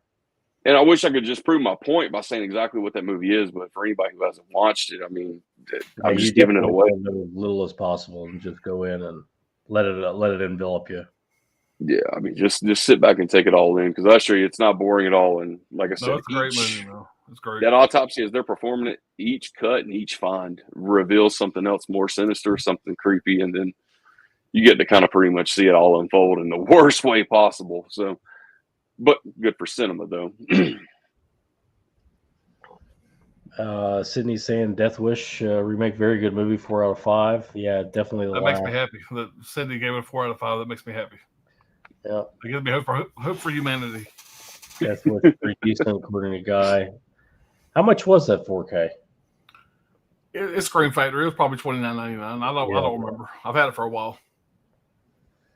Ragnar, watch a crazy movie called Air 44 from Air 44, Fatal Termination. I know exactly what he's talking about. It's like a real effect where the kid is like holding on to the door. Brad, why he's mentioning Air 444? Remind me after this stream. You said there was one movie that was out of print that was coming back. Yeah, it's text me after the stream about that before I forget. Yeah, all right. One's called Red Run or something like that. Red to Kill and Run and Kill. Okay. I knew it was two similar titles, but I want to try to get both of those. But Hagen K, that's interesting, Caveman. I have to check out the local. Yeah, okay. He's talking about that Stargate release. Yeah, there's a Blu-ray of it, I'm pretty sure. Hagen, yeah, you would think so. They're the best release I've seen is a Blu-ray double feature. I can't believe somebody like Scream Factory hadn't done like a Hostel box set. Yeah. Or something like that. Or anybody has done a Hostel box set. Now that you say that, next week's announcements will be this really great, fantastic set with multiple slip covers and posters. Enamel pins, baby. Here we come. I can see them doing a double. Does anybody collect enamel pins? Anybody in the chat? Does anybody ever give a fuck about an enamel pin for $60 Scream Factory? I assure you, I paid the extra money to make sure I got those Killer Clowns enamel pins. It wasn't me. It was my wife. But, yeah, we got them coming, though. Don't stop hating on my fucking pins, man. Those are great. They're big up there in Canada. The next stream, Johnny be wearing his blue jean jacket with his enamel pins. Yeah. So that's what I'm talking about, baby. I got them all in there in my living room too, like propped up as like a display. The Army of Darkness, Child's Play, the Halloween ones, I believe too as well. Yeah, gotta get them, man. Yeah.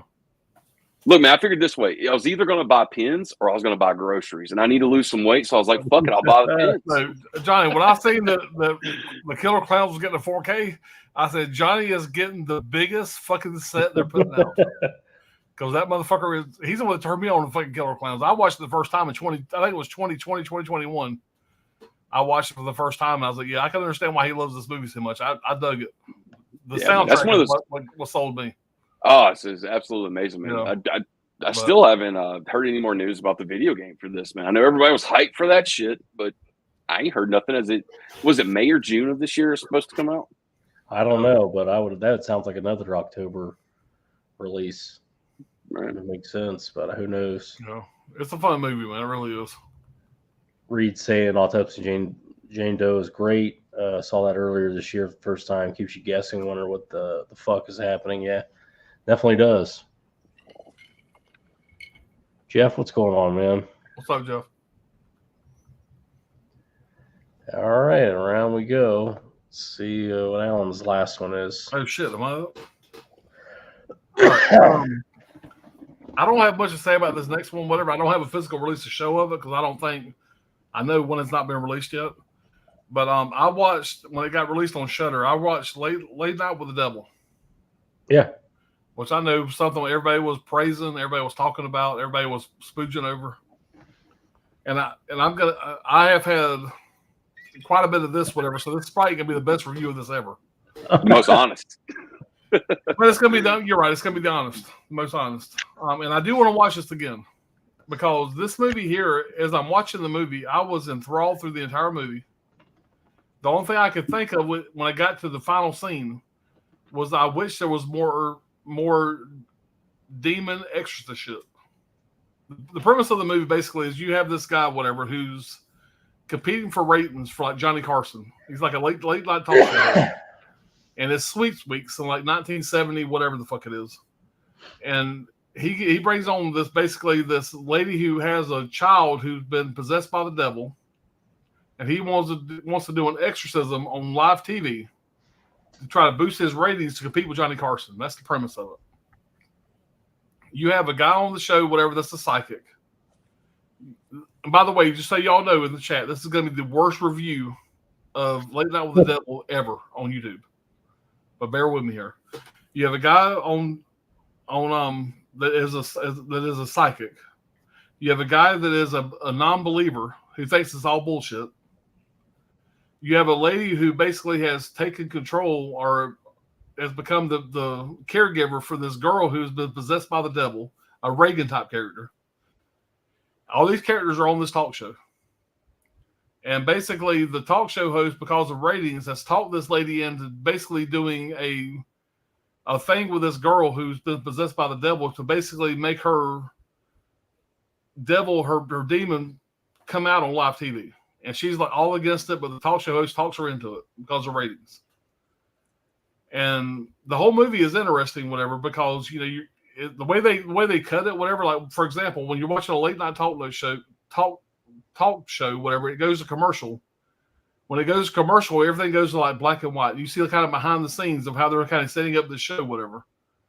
And when it finally gets to the point, whatever, where he talks the girl into basically doing this live exorcism on TV, whatever, all that has got my interest. I'm interested. I'm enjoying the fuck out of this movie.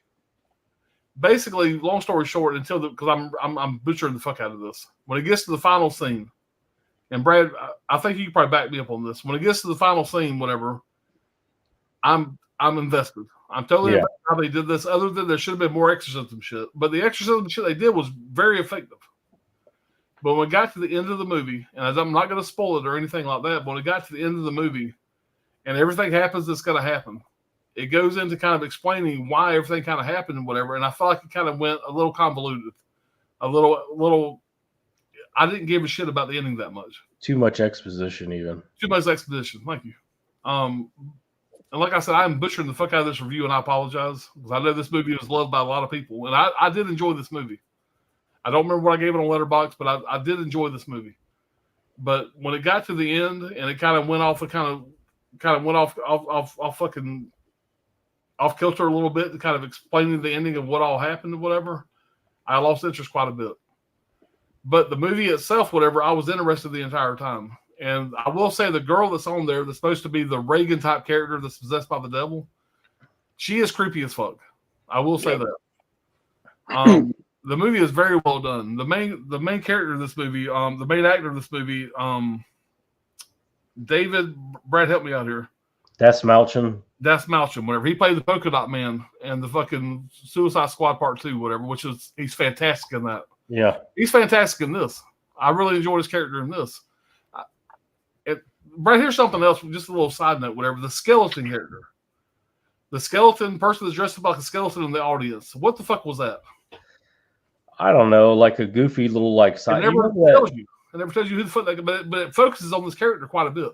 Yeah, well, you remember that show that Irish guy had, the talk show, Irish, Scottish, whatever he was. He had little side characters on the side that were like in costumes and whatnot. I think it was just some goofy thing for the show, some goofy, unexplained inside thing. The one thing about this movie that aggravated me the most was the non-believer, the guy that was trying to dispute everything, whatever. He got on my nerves quite a bit. Yeah. But like I said, I was invested in this. I was waiting for the payoff, and the payoff was great.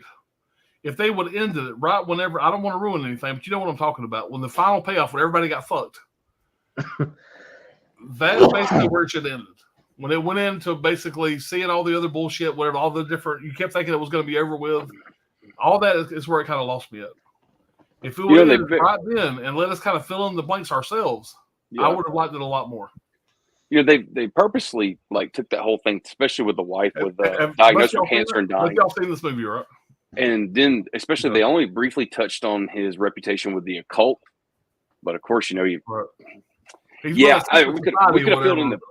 filled in the blanks without, like you just said, saying it was convoluted. Yeah, right.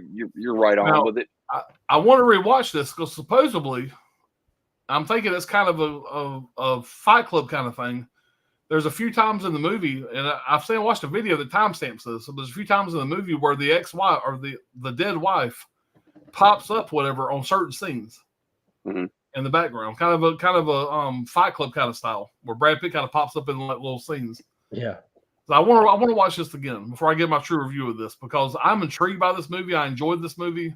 It's just when it ended, I was like, oh, the ending kind of didn't really work for me. But the movie itself kept me enthralled the entire time. So maybe it'll be one of those movies that after you watch it a couple times, especially as the years go on, like Brent Madison said, it's going to be one of those movies that you're going to put on around Halloween just to get, because they nailed that 70s aesthetic to it. Yeah. Probably after a couple watches, man. Who knows, man? It might lean in your favor where you're Dude, just like, Mel oh fuck, man, Gibson's that was so aesthetics, great. they killed it on that. Yeah. The movie's fantastic. I'm not bashing this movie by no means. I just think the ending could have been better. That's the only thing negative I'm saying about it. Yep. I agree, 100%. Man. So, like I said, that's the 5th movie I watched. I don't have, obviously, there's not a physical copy of this, whatever, but it will be a day one purchase when it comes out. But yeah, that's my 5th one, and I'm drunk. I apologize, Brad. I'm sorry for. God damn it! It was all riding on this. Yeah, I don't give a fuck. But yeah, I watched the last one, and I wanted to watch some documentaries, and I had watched the Texas Chainsaw Massacre documentaries like a couple months ago on that Dark Sky release, the new 4K, and I said, you know what, I know this one was loaded with features, so I popped this in. I started watching the documentaries on this. There's a lot of bonus features on this release. And I ended up watching the movie. So TCM2 is what I watched. Canon film, Texas Chainsaw Massacre. Direct sequel to the first one, 1986. So what's that, 12 years later? They've, something like that. Radio host is victimized by a cannibal family as a former Texas Marshal hunts them down. You have what's his fucking name? Dennis Hopper comes through Texas looking for these chainsaw killers, and there's accidents happening, and he knows better that it's his family. Dennis Hopper plays Lefty, who's the brother of Franklin, who gets killed in the first Texas Chainsaw Massacre, and he goes looking for his killers. He goes full crazy, like full native in this, and like goes after him with chainsaws. It's a weird canon film. I'm sure everybody has seen this. It is a lot of fun. It is not held up particularly well as far as the subject, but it's very, very 80s. That's the way I would describe it. But it's still a lot of fun. I watched it a lot as a little kid. Looks great, really good 4K scan, insane features. I think this is a 3-disc set, really loaded with bonus features there. Really enjoy it. I like I like that they got the Drayton, the cook back. They get him back in this, and he has all these great one-liners. He's talking about the meat and whatnot, and he keeps running into trouble with the business, and he finds out that Lefty is tearing down his fucking secret hideout, screwing up the fucking thing. And he tries to pay him off. And the guy, again, Dennis Hopper has gone full native. He tells him he's the Lord of the Harvest. And Drayton is like, what's that, some kind of health food bunch? He gets hit literally in the ass with a chainsaw. And he's trying to find a grenade to blow up the fucking compound. And he goes, always, always, always, the small businessman gets it in the ass. It's like I said, it's Texas Chainsaw Massacre 2. You've all seen it. It's like I said, very 80s. It's a fun one. I definitely would recommend this release from Vinegar Syndrome, loaded with features. And I had a good time with it. I don't think it's anywhere near as good as the first one. Maybe it hurt some people's feelings. I know UK Tony fucking loves this movie because it's crazy as hell and it's a canon film, but complete departure from the first one. Brad, I will say that it was super fucking ballsy to make a sequel to that original classic being a horror comedy. Yeah. Basically. It was pretty ballsy. Yeah, going the way they went. I mean, you really can't recreate what they did in the first one. I think they knew that, and I think they knew they had to go a different way. You can't do what would it be? What would it even be? There's a new house. They moved to another house or something. I think that's the way to do it and make it more tongue-in-cheek and weird. And I'll say this, because I came around on the stream like just shitting all over 4K. That 4K actually is really fucking good, and if it doesn't take you don't have to have a really good set of eyeballs to look. They left all the grain intact on that. Like, they didn't try to polish the shit to make it look all fucking shiny and plastic neither. Like, that's a really good fucking 4K. But I haven't really seen a bad 4K from Vinegar Syndrome. Have you guys? Is there I don't any? think so. I mean, Am I sick or twisted in the head? Whatever. Am I the only one that thinks that the radio jockey, the girl in that movie, is hot as fuck? Stretch? Yeah, man. Caroline Williams. You wouldn't like her in real life, I can tell you that. She's Have you met her in real life? No. Like if you watch the interviews of her on In Search of Darkness, you definitely know for a fact she's yeah. I've got all of those. I've watched them. I probably have. I just don't remember right now, but I probably have. She's one of those I hate to say this word, but definitely left-wing feminist leader types. And it's like, all right. She mentions like, that this was very empowering and whatnot. She's just a broad in short shorts running around. I mean, she's eye candy. She talks about this being some kind of like, okay, if that's what it is for you and it helps you sleep at night with your fucking cats and your goddamn wine, I'm happy for you. But it's empowering my ass, bitch. You're just there to support Dennis Hopper. Yeah, you got a chainsaw, fill in the blanks. This is a fun '80s horror film and first class production. They had a lot of Tom Savini and a lot of I think Gabe Portalos was also on it. But the bonus features, man, this release is worth it alone for the bonus features.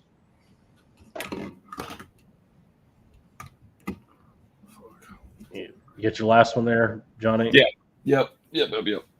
So last night I was it's kind of one of those. This is the last movie I fucking watched before we did this stream. So last night, I was kind of turning in for the night. Kind of wanted to go a little bit old school black and white, which I normally end up turning this set. Since I got it, I've probably seen about every damn movie in this set and loved the hell out of it. But of course, I watched the original Frankenstein out of this set. Oh yeah. If you're gonna watch Frankenstein, you kind of have to watch Bride of Frankenstein as well, which I love that movie just equally as well. But so I ended up kind of just doing like a marathon kind of thing where I was going to go to sleep and just leave it playing while I kind of went through the set and dug through a couple movies. But of course, I ended it on Dracula as well. Come on, man. That fucking movie's great. Bela Lugosi, which I still think played one of the best Draculas ever. But Boris Karloff for Frankenstein 2, that was of course, just one of those classic fucking... I'm sure everybody's seen every movie in this set, if not at least the major titles in it. But man, what a fucking set that is right there. That's I got this sometime in like I think it was early 2023, and just the amount of times that I've returned to this set just to pull a case out of it to watch a random sequel of one of the franchise movies. This set just keeps on giving and giving. So if you haven't got this set and you're a fan of the Universal films, wait till Amazon does that whole thing where they mark this bitch down like half price. I want to say I got this around like $60-$70 a while back. There's 30 fucking movies in this thing. They all look great. Great special features. Yeah, definitely a hell of a set right there. And can't go wrong with Dracula and Frankenstein. Oh yeah. Yeah, I actually have that, Johnny. What's that? Well, this is the one I have. Is that the same one that you just showed?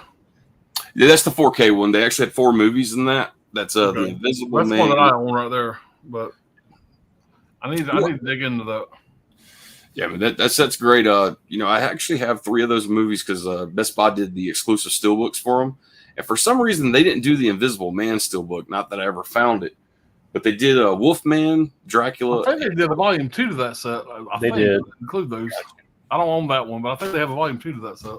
That feature from Black Lagoon steelbook is badass. That fucking 4K, man. God, man, those movies. Creature from the Black Lagoon was filmed about 30 miles, actually about 20 miles from my house. Wakulla Springs, right close to my house, is where that was filmed at.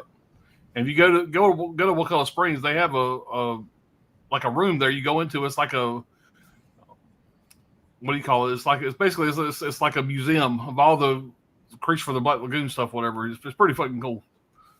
And that's literally 20 miles from my house. That's where that was filmed up. I know we talked about it before, but something about those fucking black and white movies on 4K, man. I don't know how 4K makes them look as good as they do, but god damn, fantastic on 4K.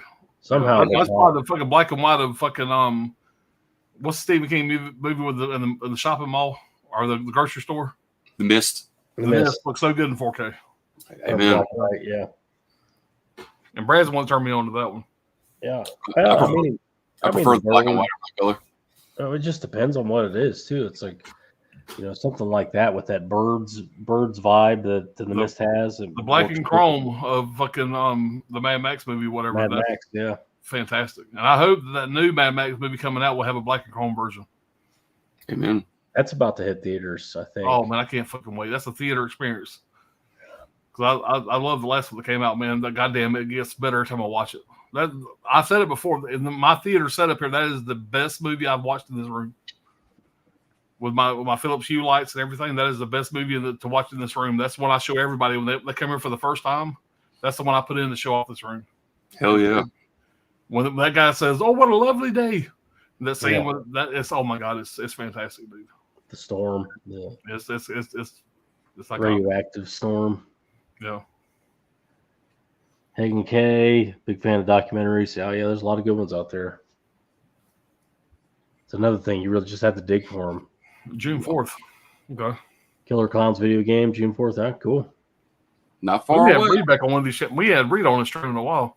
Yeah, Reed lost his computer for a while. I think he did get a new CPU set up, or maybe a new laptop. Did he lose the way he was surfing? No, I think it just, when I say lost, I think it just corrupted or whatever. I think he goes to Hawaii like every other day, don't he? Yeah, it's a series of vacations from there. So like he lives a good life. I've talked to Reed. It's just, so whenever he's available, work it out. I don't think he's done a video in a while. He's just been busy with his. Yeah, it sounds like Reed lives a good life. Constant breaks from all his rests. Brent saying Late Night with the Devil, nailed look and the feel of the 70s. We watched during the Halloween season. It's a weird movie, man. It's one of those movies where I watched it and it's like, fuck, I need to watch this again. It's like I liked it, and then it's like when it was over with, it was like, did I like it? I should have liked it more. And it's a weird one, man. It's just a day one when it comes out on physical media. But put me in mind of that WNUF Halloween special. Absolutely. Yeah. Hall Notes, movie about a talk show. There's a lot of talking, which wasn't that interesting, but it did keep me interested. I know Non-Praying Mantis Steve, he wasn't the biggest fan of it. He thought it was, standard fare. I do feel like all the hype that I heard about it before I watched it, whatever, because I didn't watch it that came to Shudder. And everybody went to theaters and saying it was like, fuck, you got to go to theaters and watch this right now. Yeah. I didn't get that excitement for it, but I can understand why some people did, I guess. You remember we were doing a stream one night, and Anthony from Anthony's Horror More actually just went to go see it, and he pretty much right on the spot. He was like, "Look, he's like, it's not the greatest movie of all time, but it's not the worst." He was like, "It's pretty much a little bit past middle of the road," and he was he was right on with it. But like you said, I think that's one of those movies that, as we revisit it and we revisit it at the right time, it probably makes a little bit more worthwhile, I'd say. Yeah. I think it's fairly worth the hype for the most part. Like I said, it's a different kind of movie. It's something that's definitely something different, which is we don't get a lot of different right nowadays. And I feel like for as far as that goes, it's worth it. I can understand the hype. I bet Shudder loves the fact that everybody's like, because I'm telling you, man, like everybody who has a YouTube channel ran to that shit the day after it aired on Shudder, and I'm just like, damn, I guess a lot of people still have their Shudder accounts. Yeah, so I'm sure they're loving that shit. Shudder is the worst shit, the shittiest streaming service. Yeah. Their interface on Shudder is garbage. I got to restart Shudder like every time I watch it. I got to restart. I know what you're talking about. The technology. It's garbage, dude. It's garbage. Yeah. I like their content, but God, it is like it's a little clunky. They need to upgrade their shit because it's garbage. Let's just say that it's it is only $5 a month. It's not like Netflix, who constantly raise the price every dollar. I think it is more closer to 10 now. I don't know exactly the number, but they did raise it. $6, man. Anytime you pause a movie while you're watching Shudder, if you pause it, you got to restart, find your movie again. It's a pain in the ass. So it's garbage, dude. They could definitely revamp that update. But if you're a horror fan, it's almost essential. If you're going to buy all this shit that's coming on physical media, that's a go-to. That and fucking Pluto and stuff, whatever, and Tubi is a go-to as far as watching the shit before you buy it to make sure it's something you want to own. Worthy of ended up on the shelf. It saved me hundreds of dollars. So I started doing that. Hundreds. Shit, thousands. There's thousands. It really is. Their device list is just as limited as it was when they first started. When Vinegar Syndrome puts out a new month of shit, I can usually find it on one of those services, whatever, and decide whether I want to watch it or not. Redneck Zombies, I wish I would have done that. That was a blind buy because the cover was so cool and it was Redneck Zombies, and I'm a redneck. Okay, I'm not even going to try with the name X. Just picked up Suspiria 4K snaps. That's a great looking. I had that release. I sold it to Dirk. I'm not the biggest Suspiria guy, but it does look great. It's X Nymph, man, like Nympho, but no X Nymph. Sure. So an X sex maniac, most likely. Yeah. So good. Next up, subscribe to my channel. I've lost like 4 subscribers. Subscribe to my fucking channel, Potts Movie Dungeon, because I haven't done shit on my channel. But subscribe to my channel. I'm making a comeback. Look, when we started this off, he was like, "Well, it's just the same fucking 40 people who show up. I'll just keep them fucked the rest." And he's like, "Please come back." I'm back. Blame it all on me. Yeah, rest on all my subscribers. I ain't got shit anymore. All on notes. Wasn't it set on Halloween? I believe it was a Halloween. But it kept focusing on that skeleton for some reason. It zoomed in on that skeleton multiple times, and it never gives you an explanation. Never paid off. Yeah. Maybe he was a member of the occult, though. I don't know. There's also a devil in the room in front of him. There's a devil costume. That it don't zoom in on that devil costume, but it zooms in on that skeleton more than once. Call it $5.99 for enamel pens a month. Enamel pens all the way. Fuck, man, gotta have them. All right. Where are we at here?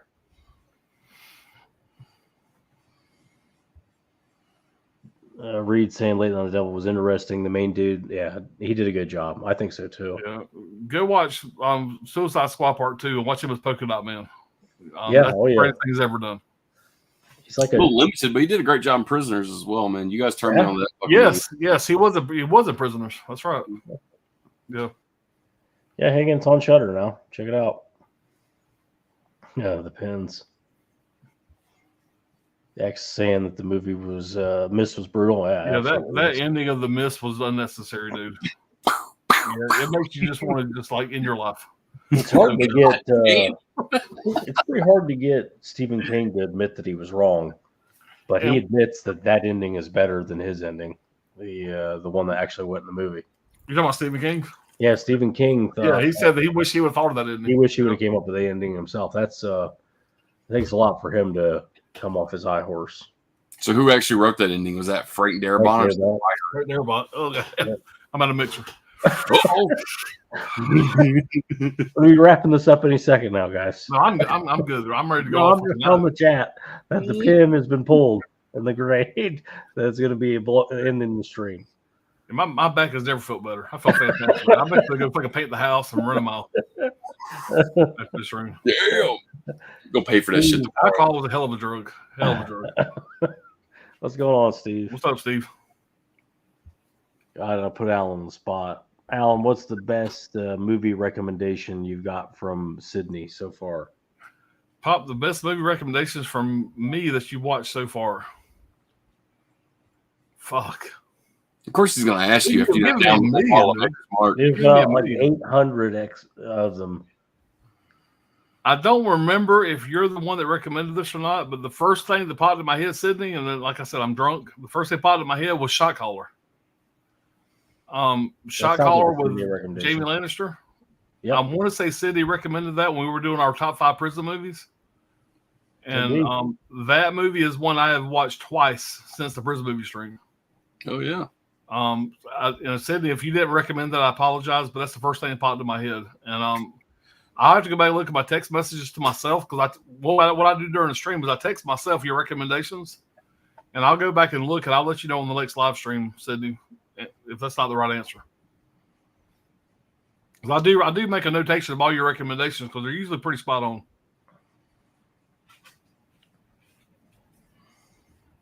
Sydney's good for recommendations, and he's good for questions. Oh yeah, great question. Yeah, he's gold for that. 4K Lowdown, what's going on? What's up, man? What's up, Dave? Yeah, cool, man. All right. Well, Alan, that was like the nicest way he could say of like, well, nobody else is in the comment section on these other fucking assholes channels. Well, I did a training myself because I'm hiding from my boss right now. I've been working from home for the last month because of my back, and my boss subscribes to my channel, and so I told Brad just to live stream this to yours and Johnny and Brad's channel because I'm hiding from my boss till Monday. So I'm the only asshole in the fucking room now. That's great. That's why I thought going to my channel right now. Brad did want to do this all 3 channels, but I told him just do it to y'all's too. So, because I'm hiding from my boss right now. My boss does watch my shit. Yeah. I'm not going to stop until I get 1 million subscribers. So, but man, like, why wouldn't you want to share it between all the channels, man? Like that, it'll help those sales of those t-shirts and the coffee cups and all that shit, man. Yeah, might help. Might help. What are you talking about? I'm selling these for $50 a piece. Right now, you can get a Groupon for making it $20 a piece. Then maybe $20, and I'll send you a cup like this right here. Look at this. That's salesmanship, folks. I see Fluent Movie Quotes. And my wife bought me this for Christmas. This is the one and only. It's a 101. But I'll send you this cup right now for $150. God damn. But you can't go on Dead Pit's channel, whatever, and order two of my t-shirts. There you go. I make no money from that. Dead Pit does, but you know. Yeah. Well, it's been 3 hours. That's plenty. I'm ready to go. Let's go 4 hours. Yeah, we got another couple top 5s in the works. Some WTF stuff. Alan's gonna come back any day to making videos. You know. I'm gonna make a video tonight when we're done with this live stream. I'm doing a video. Oh, that'll be good. Yeah, that'll be good. He'll wake up tomorrow, he'll watch it, and he'll be like, "There's no way in fucking hell I'm going to load that up." Fuck around and already load it up, and then I'll save it before he deletes it. But anyway, I'm gonna hit the button. Thanks for jumping on doing this, guys, and we'll be back with more shit later on. All right. Have a good night, everyone. Weekend. See ya.